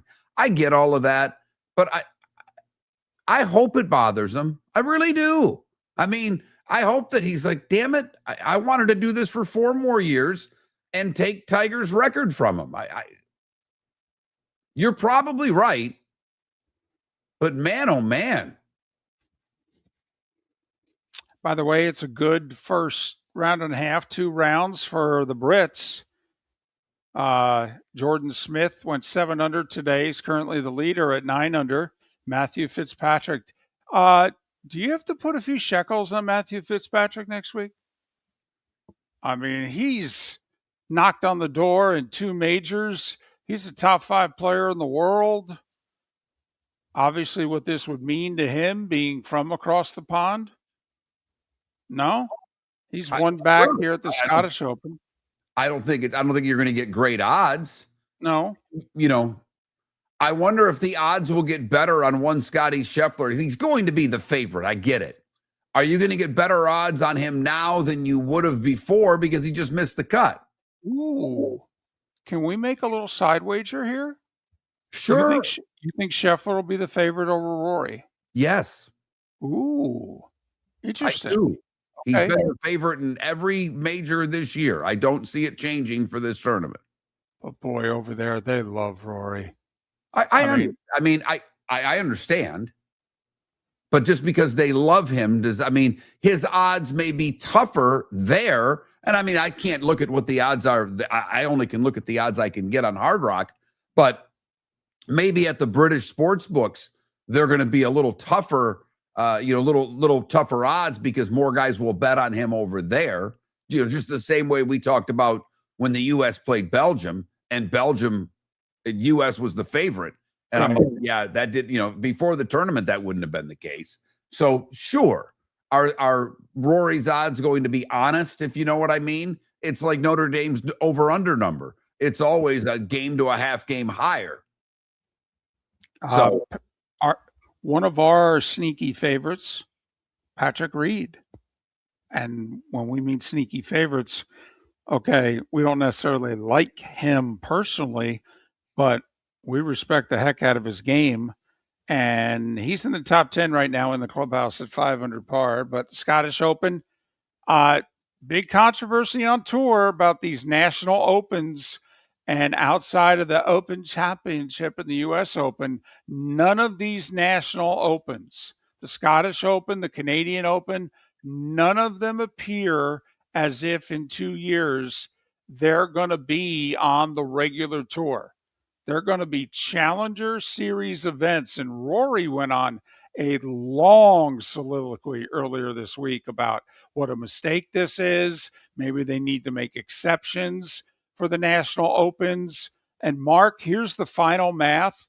It looks as if the PGA Tour is going to have 20 main tournaments, not including the 4 majors. So that's 25 events a year for the big boys because you have to add the Ryder or President's Cup every other year. Right. And so now at least the top 12 guys are playing in that, and obviously international and European players. So now there's no obligation, unlike when the last couple of years when they've had 8 signature events and they've said to the guys, you can only skip 1. Now, Rory's skipped like 4 this year, but he's Rory. He's allowed to. He has an exemption. But the others, they got to play or they get fined. And the fines are pretty big, by the way. But my understanding, Mark, is that there's not going to be a forced, hey, you got to play in all these events. But obviously they want to get the big boys playing each other more. But yeah, Mark, 25 obligations a year. Hey, David, look I'm upset for the golfers who aren't going to play in the Canadian Open. And it's a tournament with a long history of the Nicklases and the Trevinos. And I mean, you can go way back and everybody's played in this tournament for years. So that's as a golf fan, that sucks. Scottish Open. You're seriously not going to put that on the top level? Like, think about that. David, think about that. These guys do not play links golf at all during the year. They all play this tournament to get themselves, or at least 95% of them play this tournament to get ready for the British the following week. It gives them an idea of the elements, of how the greens putt, because the greens are slower than they are over here. Everything about golf over there is different than golf over here. And now they're telling these guys you can't play in the Scottish. That's going to honk off a lot of guys, David. Well, like, and the Canadian honked off Rory. No one else really said anything. That's why Rory, though, he's one of those guys who's really honked off about this. In fairness, the Scottish Open has really only become a thing in the last 5 or so years. It's kind of like how the Australian Open was always a major in tennis, and yet the tour basically looked at it and spit at it, and most of the top players didn't play in it for the longest time until they did what? They improved the conditions. The old grass courts were terrible. They were sloped. They were so bad. And there was no money playing in it. Well, Scottish Open got a big new sponsor about 5-7 years ago. He's put millions into the course, and he took a $4 million purse and made it a $9 million purse. But Mark, you want to be a big boy tournament, you got to pay $20 million as a purse. So they're saying to this sponsor, who apparently a lot of the Euros love, wait a minute, he's got to fork over another $10+ million in order to keep this tournament an elite tournament? Well, all I'm saying is, one, I would. This is actually one where I would spend it, because how often's the tour go over there? Oh, exactly. And the British Open's not a PGA Tour event. They've made this part of the tour points and all FedEx points and all of those things. Yes. But as of right now, the talk is this is not making the list. Here's 10 more seconds from me on this. I don't understand why they can't give every golfer 2 exemptions. Like, they're going to be hard and fast. You can't, if you're on the Champions Tour, you can't go play an event on the Challenger Tour. Why can't you let Spieth and Scheffler and a couple of the Dallas guys give everybody 2? You can play 2 Challenger tournaments a year. So this way, the sponsor, the location, the whatever, who was it the other day who was talking about, I was thinking it was the guy who won the John Deere. And he said, this is going to break my heart. This tournament or he finished second in the John Deere or whatever. This tournament made me, kept me on tour 4 years ago. And now I'm not going to be able to play this tournament anymore. I love this tournament. I owe this tournament my career. And even if it was one, even if they got to do one, but we've been wrong a lot. We may end up being dead wrong on this. We may be, Rory may look badly in a couple of years about his take on this. But when are they going to finalize which tournaments get in and which don't? And how long, David, I wonder, is that lit? And I don't think they keep much private anymore, because there's, these guys are, they all work for the PGA Tour, but they're all independent contractors, kind of, sort of. So word will leak out. Caddies will find out. Word will get out of what. But I would think, at least if it's 5 to 10 days when the players get that list, I would think there are going to be some big phone calls of guys going, are you sure? Because the Quad Cities, at the end of the day, outside whoever this player was in Zach Johnson, no one gives a damn. There are no pro golfers from Michigan. As upset as I am, as the state that has the most public golf courses in the country and the 3rd most golf courses in the country is going to lose a tournament, we'll go on just fine without it. Same thing with Minneapolis, St. Paul. But these are big boy sponsors in big boy cities that have been able to get huge crowds for these events. So what happens to the Valspar in Tampa? The Honda. The Honda, whichever that changed the name. But yes. But what happens to some of those tournaments in Florida? This is something that you and I will probably keep our eye on more than most. I've not seen too many times that leagues lose. You know, the NFL doesn't. Now they went to a Thursday night draft. Well, that one. They're playing football every damn night of the week. Everybody says it's going to affect them. It hasn't yet. So I'm fascinated by the tour, David. Well, I'm curious how long you think the tour has to give everybody notice. They're not going to do it next year. This is all for 2028. But Mark, does the announcement come out at the end of this golf season or very early next year? But you got to figure it's probably very late this year. Miller and Moulton, thanks for listening. Your roof is your home's first line of defense. At Pelican Roofing of Florida, Ronnie, John, and their team bring years of experience to protect what matters most, your family and your business. From residential repairs to large-scale commercial roofing, we deliver honest work, fair pricing, and quality you can trust. An upgrade on your roof can lower your insurance costs. Don't wait for a leak to turn into a disaster. Call the experts at Pelican Roofing today. 1-866-9-PELICAN. That's 1-866-9-PELICAN. Online at pelicanroofingcompany.com. CCC 1332512. Floor Meisters just doesn't sell Cortec and carpet. They also sell a lot of wood. And what better time than now to stop in and see the nice folks at Floor Meisters for some new hardwood for your home. With white oak wood starting at $4.99 a square foot, that makes it affordable for everyone. With 10 colors to choose from, they have a color for everyone. So stop in. 6281 Naples Boulevard, right next to Costco, or go to the web. It's floormeisters.com. Floormeisters.com. Floor Meisters, just keeping it real. Mark Miller for Sleep Treatment Direct. They are helping me with sleep apnea. And by helping me, I mean curing me. No more CPAP machine. No more snoring. No more tossing. No more waking up exhausted. Their expert team got me the right treatment, fast and hassle-free. If you want to feel energized and get rid of your snoring, call Sleep Treatment Direct today. 444-1741. That's 239-444-1741. Sleep Treatment Direct. Sleep safe and sound. If you're a business who targets men, please know there is no better and more economical way to reach your target audience than us at Miller and Moulton. So let us help you make money. You can reach out to Mark at that Mark Miller or me at the David Moulton on X, or text us at 21,000. We have a proven product, a good reputation, and lots of quality segments that we can attach your company's name to. Miller and Moulton, we're like that old pizza box. You've had the rest. Now try the best. Miller and Moulton, millerandmoulton.com. This is Miller and Moulton.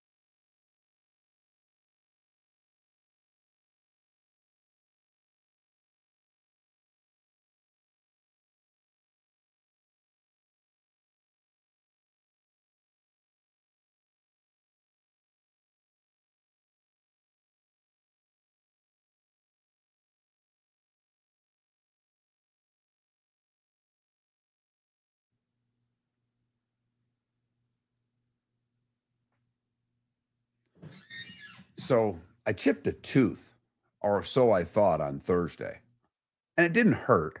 So I was like, all right, whatever. And I called the dentist. They didn't answer because they were closed, because they close at 4. And Friday I called and they were off for the 4th. So I actually text, because they give a number for the dentist. If it's a number, you can text the dentist. Right. So I text her, and she's actually the one that's out on maternity leave, because I couldn't remember which one was mine. And she was very nice, texted back and said, I'm out on maternity leave. And I'm like, don't worry about it. I'll call Monday. And so she actually said, I can get you, the doctor's off on Monday. They can get you in on Tuesday. So I called Monday. I got in yesterday because it didn't hurt. Turns out It was a crown that I had that I broke, which to me was a good thing, actually. It means my teeth aren't falling apart. It was just a crown that snapped. But it's not cheap to get a new one. No. And I have dental insurance, but they're supposed to pay half, but they're only paying a third because apparently they'll only pay half on metal bridges. And do you know who uses metal bridges now or metal crowns now? That would be nobody. So expensive day yesterday for no real reason other than I had a pizza roll. I chipped my tooth on a pizza roll too. Air fryer makes them crispy. Huh. Yeah, how about that?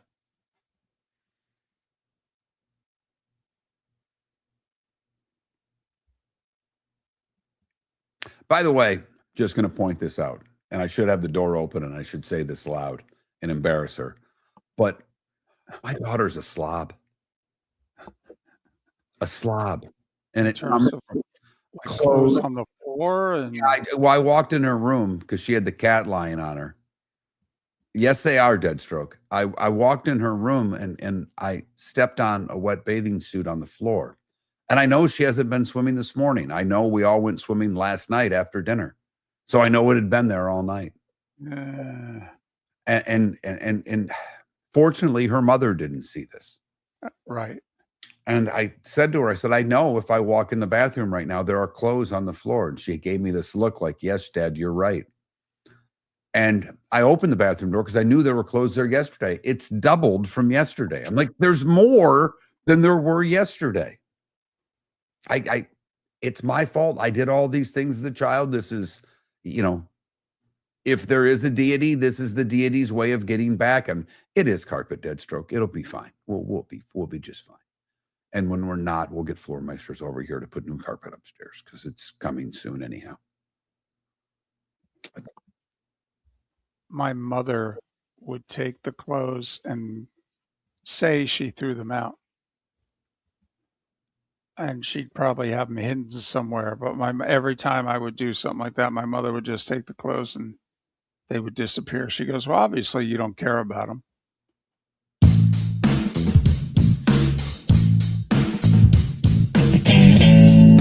Welcome back to Miller and Moulton. Text the guys what's in your mind at 21,000. That's 21000. And now, here's David Moulton.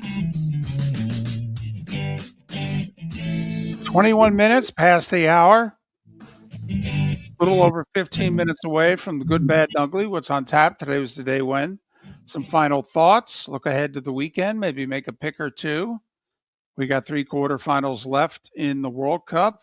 1 this afternoon, 2 tomorrow, and then we'll be down to 4. And they could have, like one of those Final Fours with the 4-1 seeds. I mean, this could be an incredibly sexy semifinals for this World Cup because right now France is through. And in the other 3 matches, Spain, England, and Argentina are favored.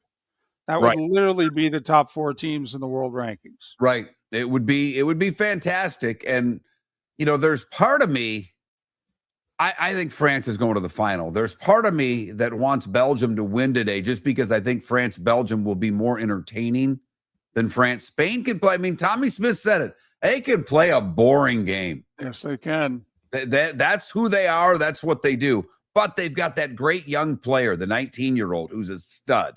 So, I mean, Spain, France would be 2 great nations taking on one another. And if we get Argentina and England, we get Messi and Harry Kane. So, I mean, it should be really good. It really should. And I will say I didn't think it would happen because I've been into this tournament. I bought in yesterday. I didn't have as much excitement about it. And I don't know if it's because the U.S. got bounced. I don't know if it's because it was France. Now the Mbappe goal was sick, but I didn't have the excitement I've had for other days. And maybe it's kind of like the NCAA tournament. When there's all these games on, it's just fantastic. And then you get to just one game and it's not as much, if you know what I mean.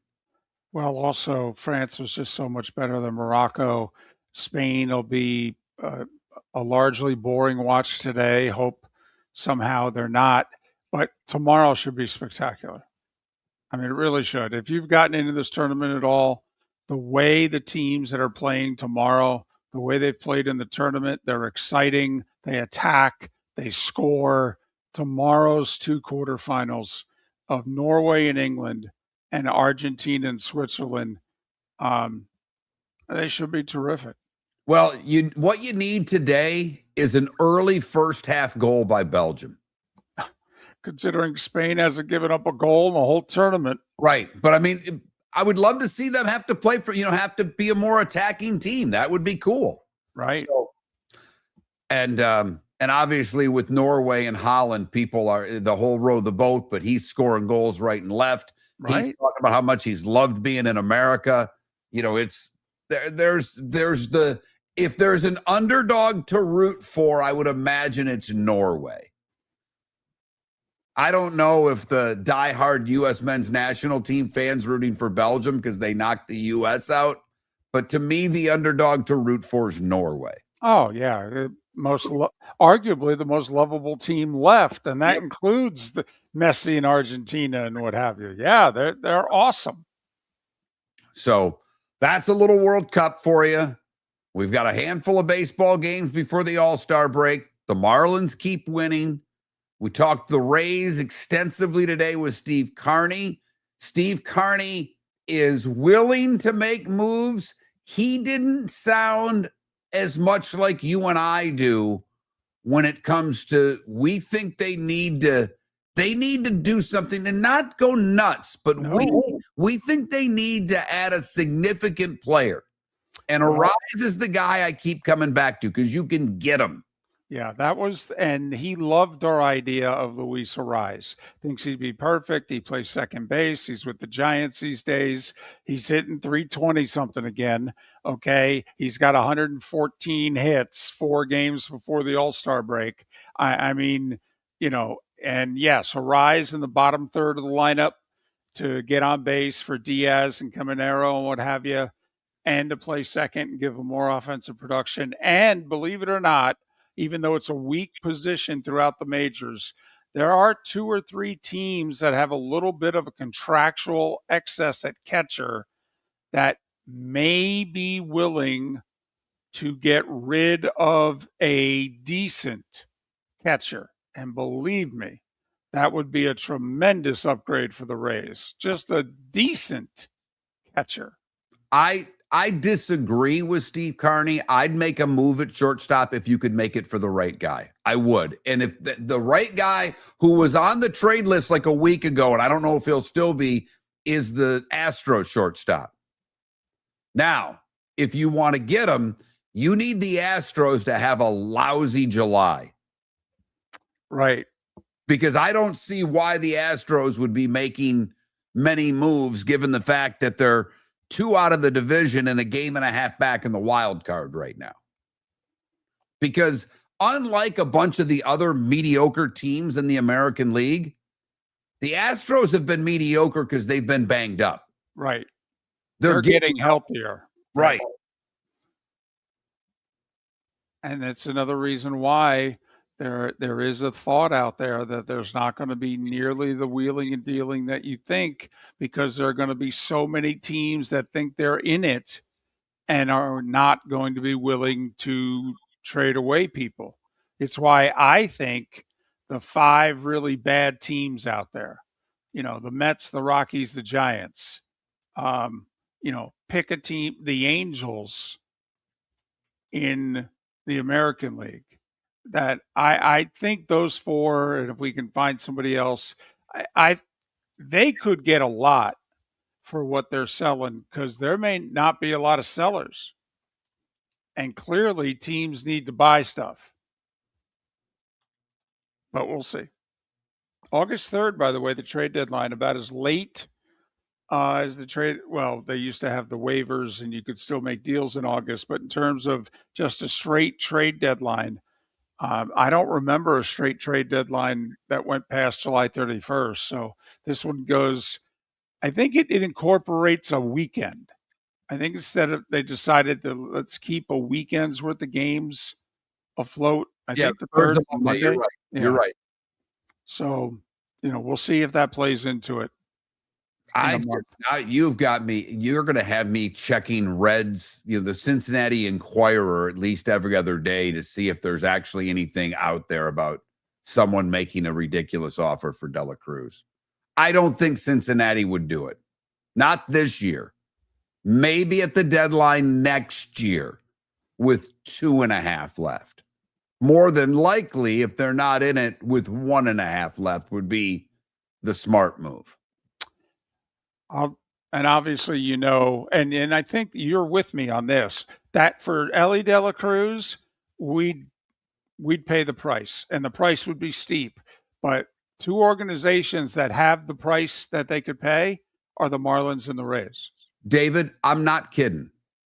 If they wanted 3 of my top 5 prospects, including my best prospect, a couple of other prospects, and 1 everyday player, maybe 2 everyday players, gone.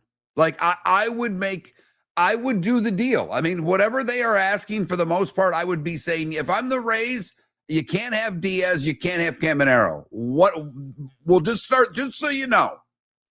I'm doing this to win a World Series. But there's not much I wouldn't be willing to trade. Well, and remember, the Reds did make the playoffs last year, but they made it with 84 wins, and they're in last place right now in their division. So, for a few years now, they've not been able to do better than 84 wins. So you could make the argument, what are you tearing apart? You're tearing apart mediocrity anyway. And Right. that's with De La Cruz.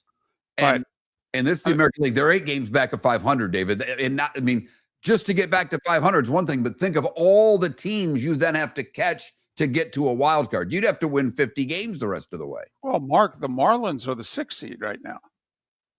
I believe. Or if the Cubs fall back to the 6th seed with their loss yesterday by a half a game. So we're talking 7-8 games above 500. I mean, the Reds are all but done. I mean, it's the NL Central, not the AL Central. Mark Miller for Sleep Treatment Direct. They are helping me with sleep apnea. And by helping me, I mean curing me. No more CPAP machine. No more snoring. No more tossing. No more waking up exhausted. Their expert team got me the right treatment, fast and hassle-free. If you want to feel energized and get rid of your snoring, call Sleep Treatment Direct today.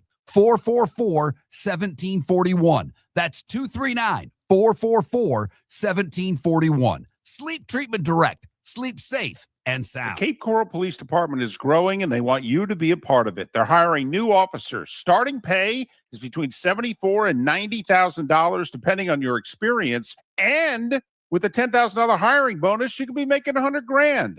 Enjoy paid holidays, off-duty details, plenty of OT opportunities. They're also hiring dispatchers and professional staff. So go to capecops.com. Capecops.com. Be brave, be best. Be Cape. Your roof is your home's first line of defense. At Pelican Roofing of Florida, Ronnie John and their team bring years of experience to protect what matters most, your family and your business. From residential repairs to large-scale commercial roofing, we deliver honest work, fair pricing, and quality you can trust. An upgrade on your roof can lower your insurance costs. Don't wait for a leak to turn into a disaster. Call the experts at Pelican Roofing today. 1-866-9-PELICAN. That's 1-866-9-PELICAN. Online at pelicanroofingcompany.com. CCC 1332512. Floor Meisters just doesn't sell Cortec and carpet. They also sell a lot of wood. And what better time than now to stop in and see the nice folks at Floor Meisters for some new hardwood for your home. With white oak wood starting at $4.99 a square foot, that makes it affordable for everyone. With 10 colors to choose from, they have a color for everyone. So stop in.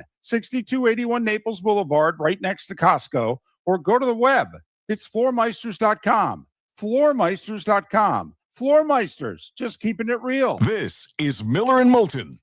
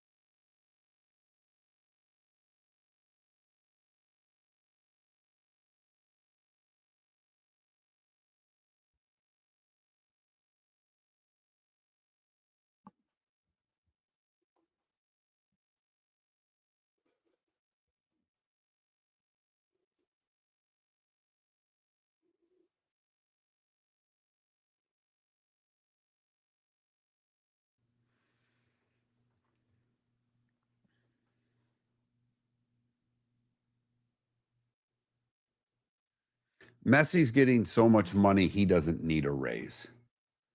They literally changed all the rules of that league for him. And no one knows what percentage of the Apple TV he's getting, but he's getting something.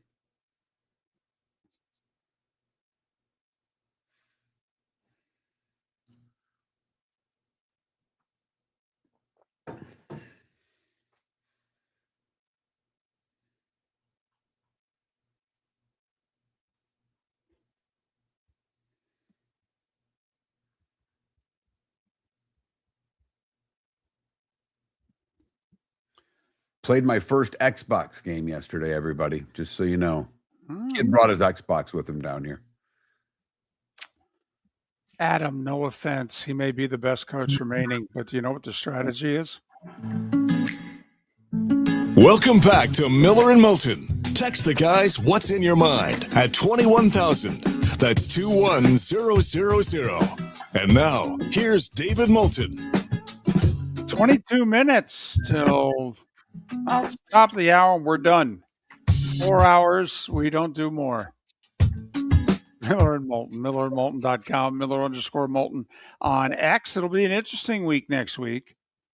I mean, All-Star week in baseball, Open Championship in golf, and Which means David will be doing most of the show alone on Thursday and Friday. Mark will be here in spirit. He'll be posting stuff on the website as I fill as much time as I can. But, you know, with people overseas, you know, it does present a booking opportunity. Usually it's a really tough week for sports radio to get guests and what have you, but well, we'll see. We're already working on it. That's what I'm saying. We may surprise you with what we line up for next week. You're surprising me because I have no idea. And as Michael Felder explained to us last hour when we were talking college football, it's ACC media stuff next week. And I'm trying to think if next week's also SEC or if that's in 2 weeks. But so the hype train's getting underway. All right, let's do what we do.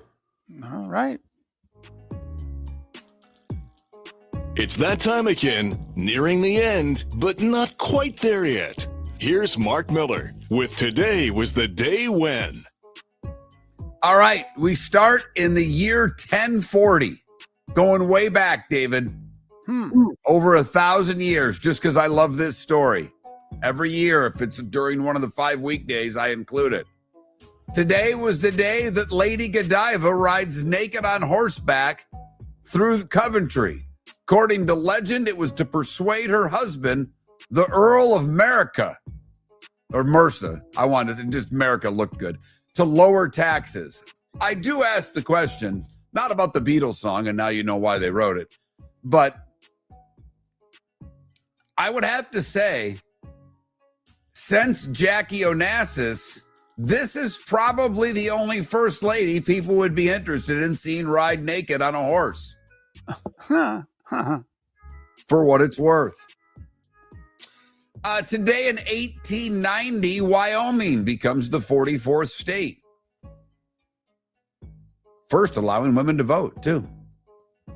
1926, Bobby Jones wins the U.S. Open 2 weeks after winning the British Open. Second of his 4 U.S. Opens. 1934, FDR visits Colombia, becoming the first sitting U.S. president to visit South America. 64, the Beatles release Hard Day's Night, their third studio album. 65, the Stones are on the top of the charts with Satisfaction.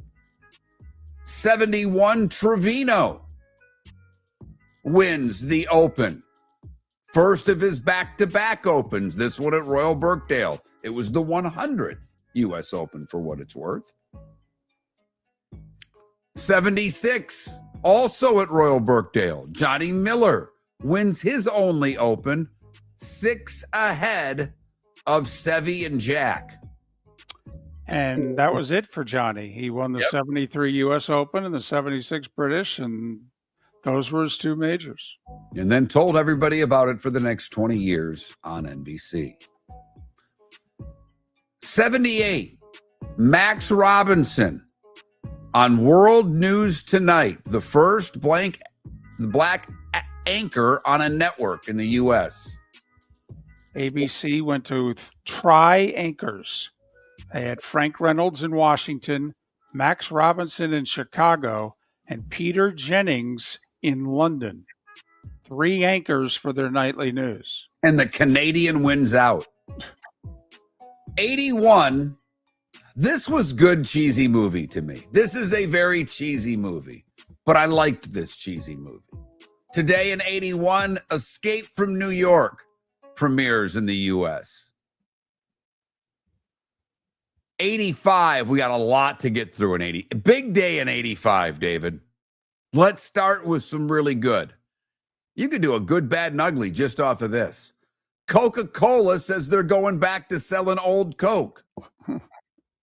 Mad Max Beyond Thunderdome premieres.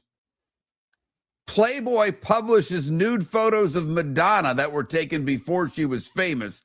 85, this just in. Madonna's kind of a big deal. Huge. And today at 85, French foreign intelligence blow up a Greenpeace ship, the Rainbow Warrior, in Auckland Harbor to prevent it from interfering with their nuclear test in the South Pacific. The U.S. Major Soccer League folds today in 92.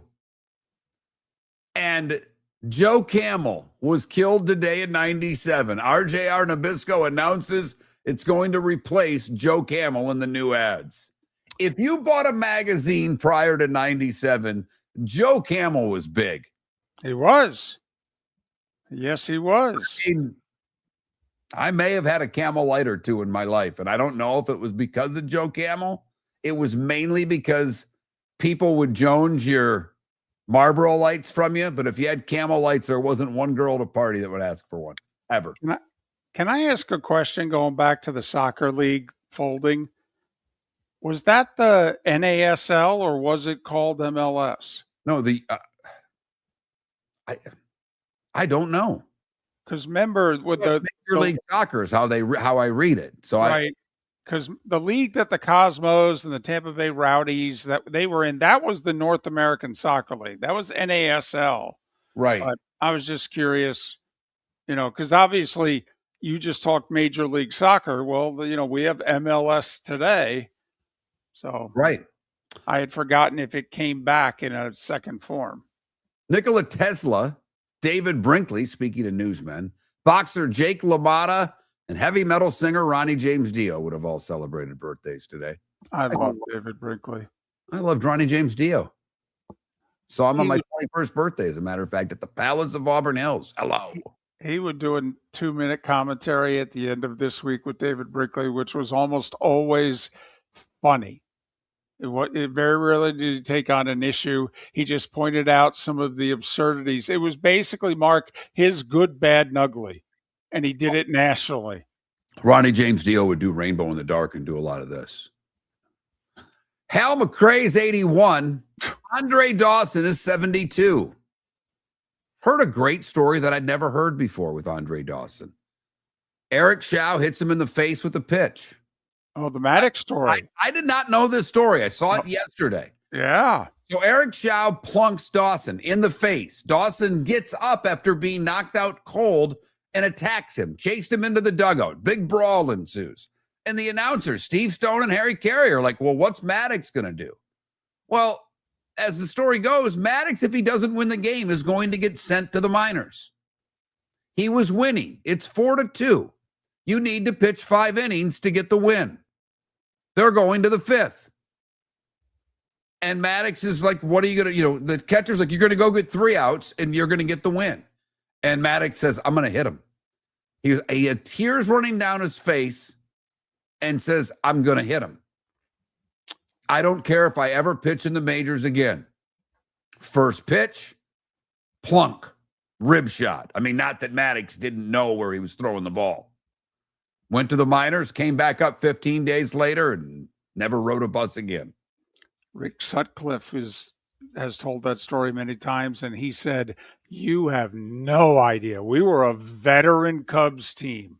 We had a couple years removed from the '84 Cubs." He goes, "You never more respect for a young player than us veterans had on that Cubs team." He went on to say, Sutcliffe in the story, that later in the year when Maddox was up, he was pitching against Nolan Ryan. And a couple of the veterans had the day off. And Dawson came over to the lineup thing, crossed out guys, and put veterans back in. Adam Foote's 36 and David Njoku's 30. What did I miss, David? Nothing. All over it. Time to see life a little bit differently. Here's Mark Miller with the good, the bad, and the ugly. What you got, Mark? We go to Wisconsin for the good, where 5 teenage boys are being hailed as heroes after they busted down a door to a burning home to save a 91-year-old elderly couple and their family on the 4th of July. When firefighters arrived, the boys had already rescued all 6 people inside the home. They broke the door down, ran into the home, called out for the victims, rescued them all. As the last person stepped out of the home, apparently the flames intensified. Wow. For the bad, we go to Vegas, where Steven Prado's in a bit of trouble, and he's a first-class a-hole. He was the board president of a little league in East Las Vegas. He stole $64,000 from the Little League fund. And he used it, of course, on casinos, travel, strip clubs, video games, and, of course, erectile dysfunction medication. Wow. Good for the Athletics. Apparently their season was going to be done, and the Athletics, among other businesses, pitched in to help so the team could continue to play. Finally, an all-time ugly, cover the kids' ears. We go to Fort Wayne, Indiana. Hello. Where fire officials were investigating a fire at a detached garage. Around the same time, police were responding to a reported stabbing in the same area. Family member noticed that 36-year-old Christopher Pedden was missing. When they finally got him, he had claimed he'd been stabbed somewhere downtown. Turns out he wasn't stabbed. He went into the garage and cut off his own Johnson with a kitchen knife. Whoa. Then poured gasoline on it and set it on fire on the floor of the garage door. To review, he's no longer with the same equipment as the rest of us, and on top of everything was charged with arson, a level 4 felony. And that is the good, the bad, and the oh my God ugly. Brought to you by the Cape Coral Police Department, hiring new officers, offering great pay, overtime, benefits, and more. CapeCops.com. CapeCops.com. Listen, we know they've seen a lot over Cape Coral Police, but I don't know if they've ever had one of those stories. I don't know if we've ever had one of those stories. And I search high and low every day to find these things. World Cup quarterfinals, 3:00 today, which is a mighty nooner because they're playing that one at Los Angeles, right?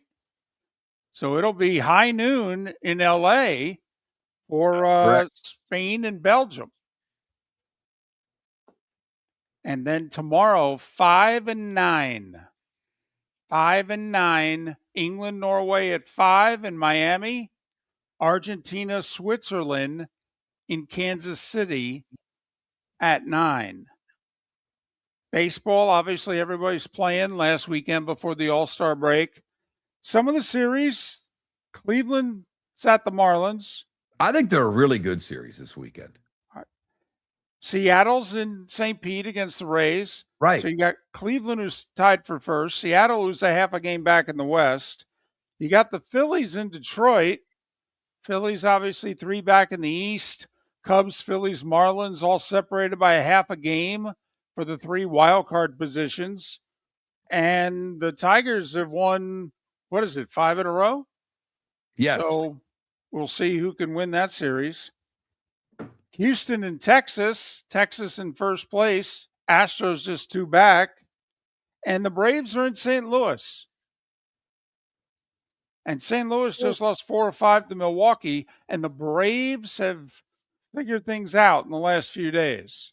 So let's see if they can have a good series going into the break. Diamondbacks, Dodgers, Ohtani's on the bump tonight. I mean, this is tough because if you're the Diamondbacks, you're going to have to kind of split some games with the Dodgers if you want to get back into this sucker.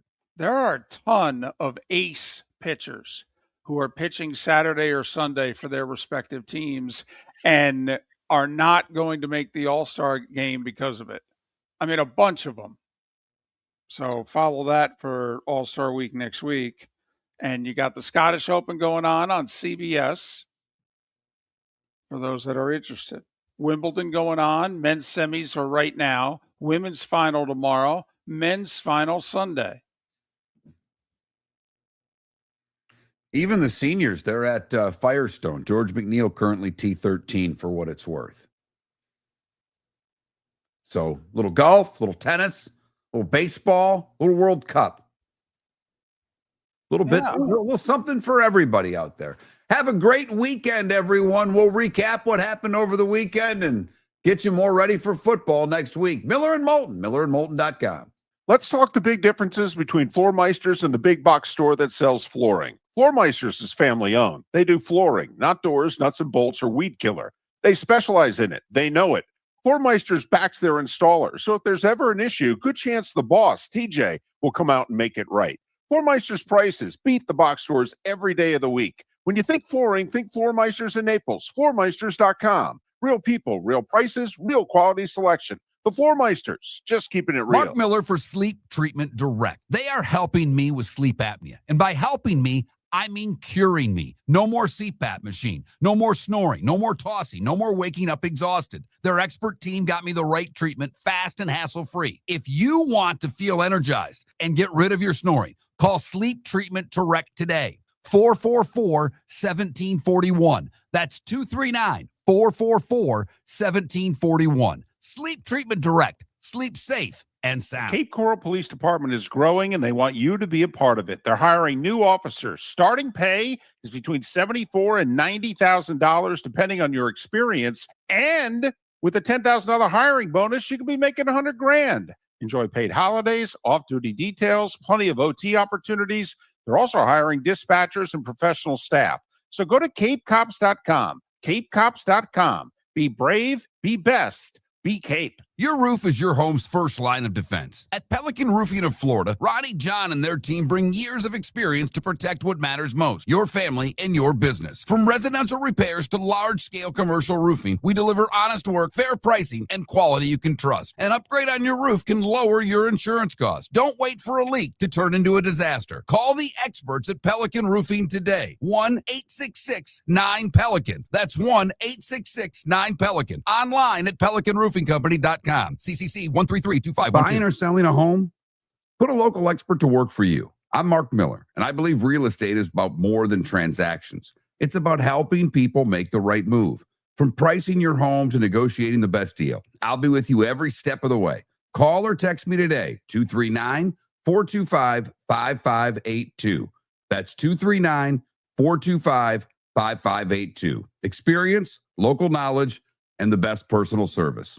That's the difference. If you're a business who targets men, please know there is no better and more economical way to reach your target audience than us at Miller & Moulton. So let us help you make money. You can reach out to Mark at that Mark Miller or me at the David Moulton on X or text us at 21,000. We have a proven product, a good reputation, and lots of quality segments that we can attach your company's name to. Miller & Moulton, we're like that old pizza box. You've had the rest. Now try the best. Miller & Moulton, millerandmoulton.com. This is Miller and Moulton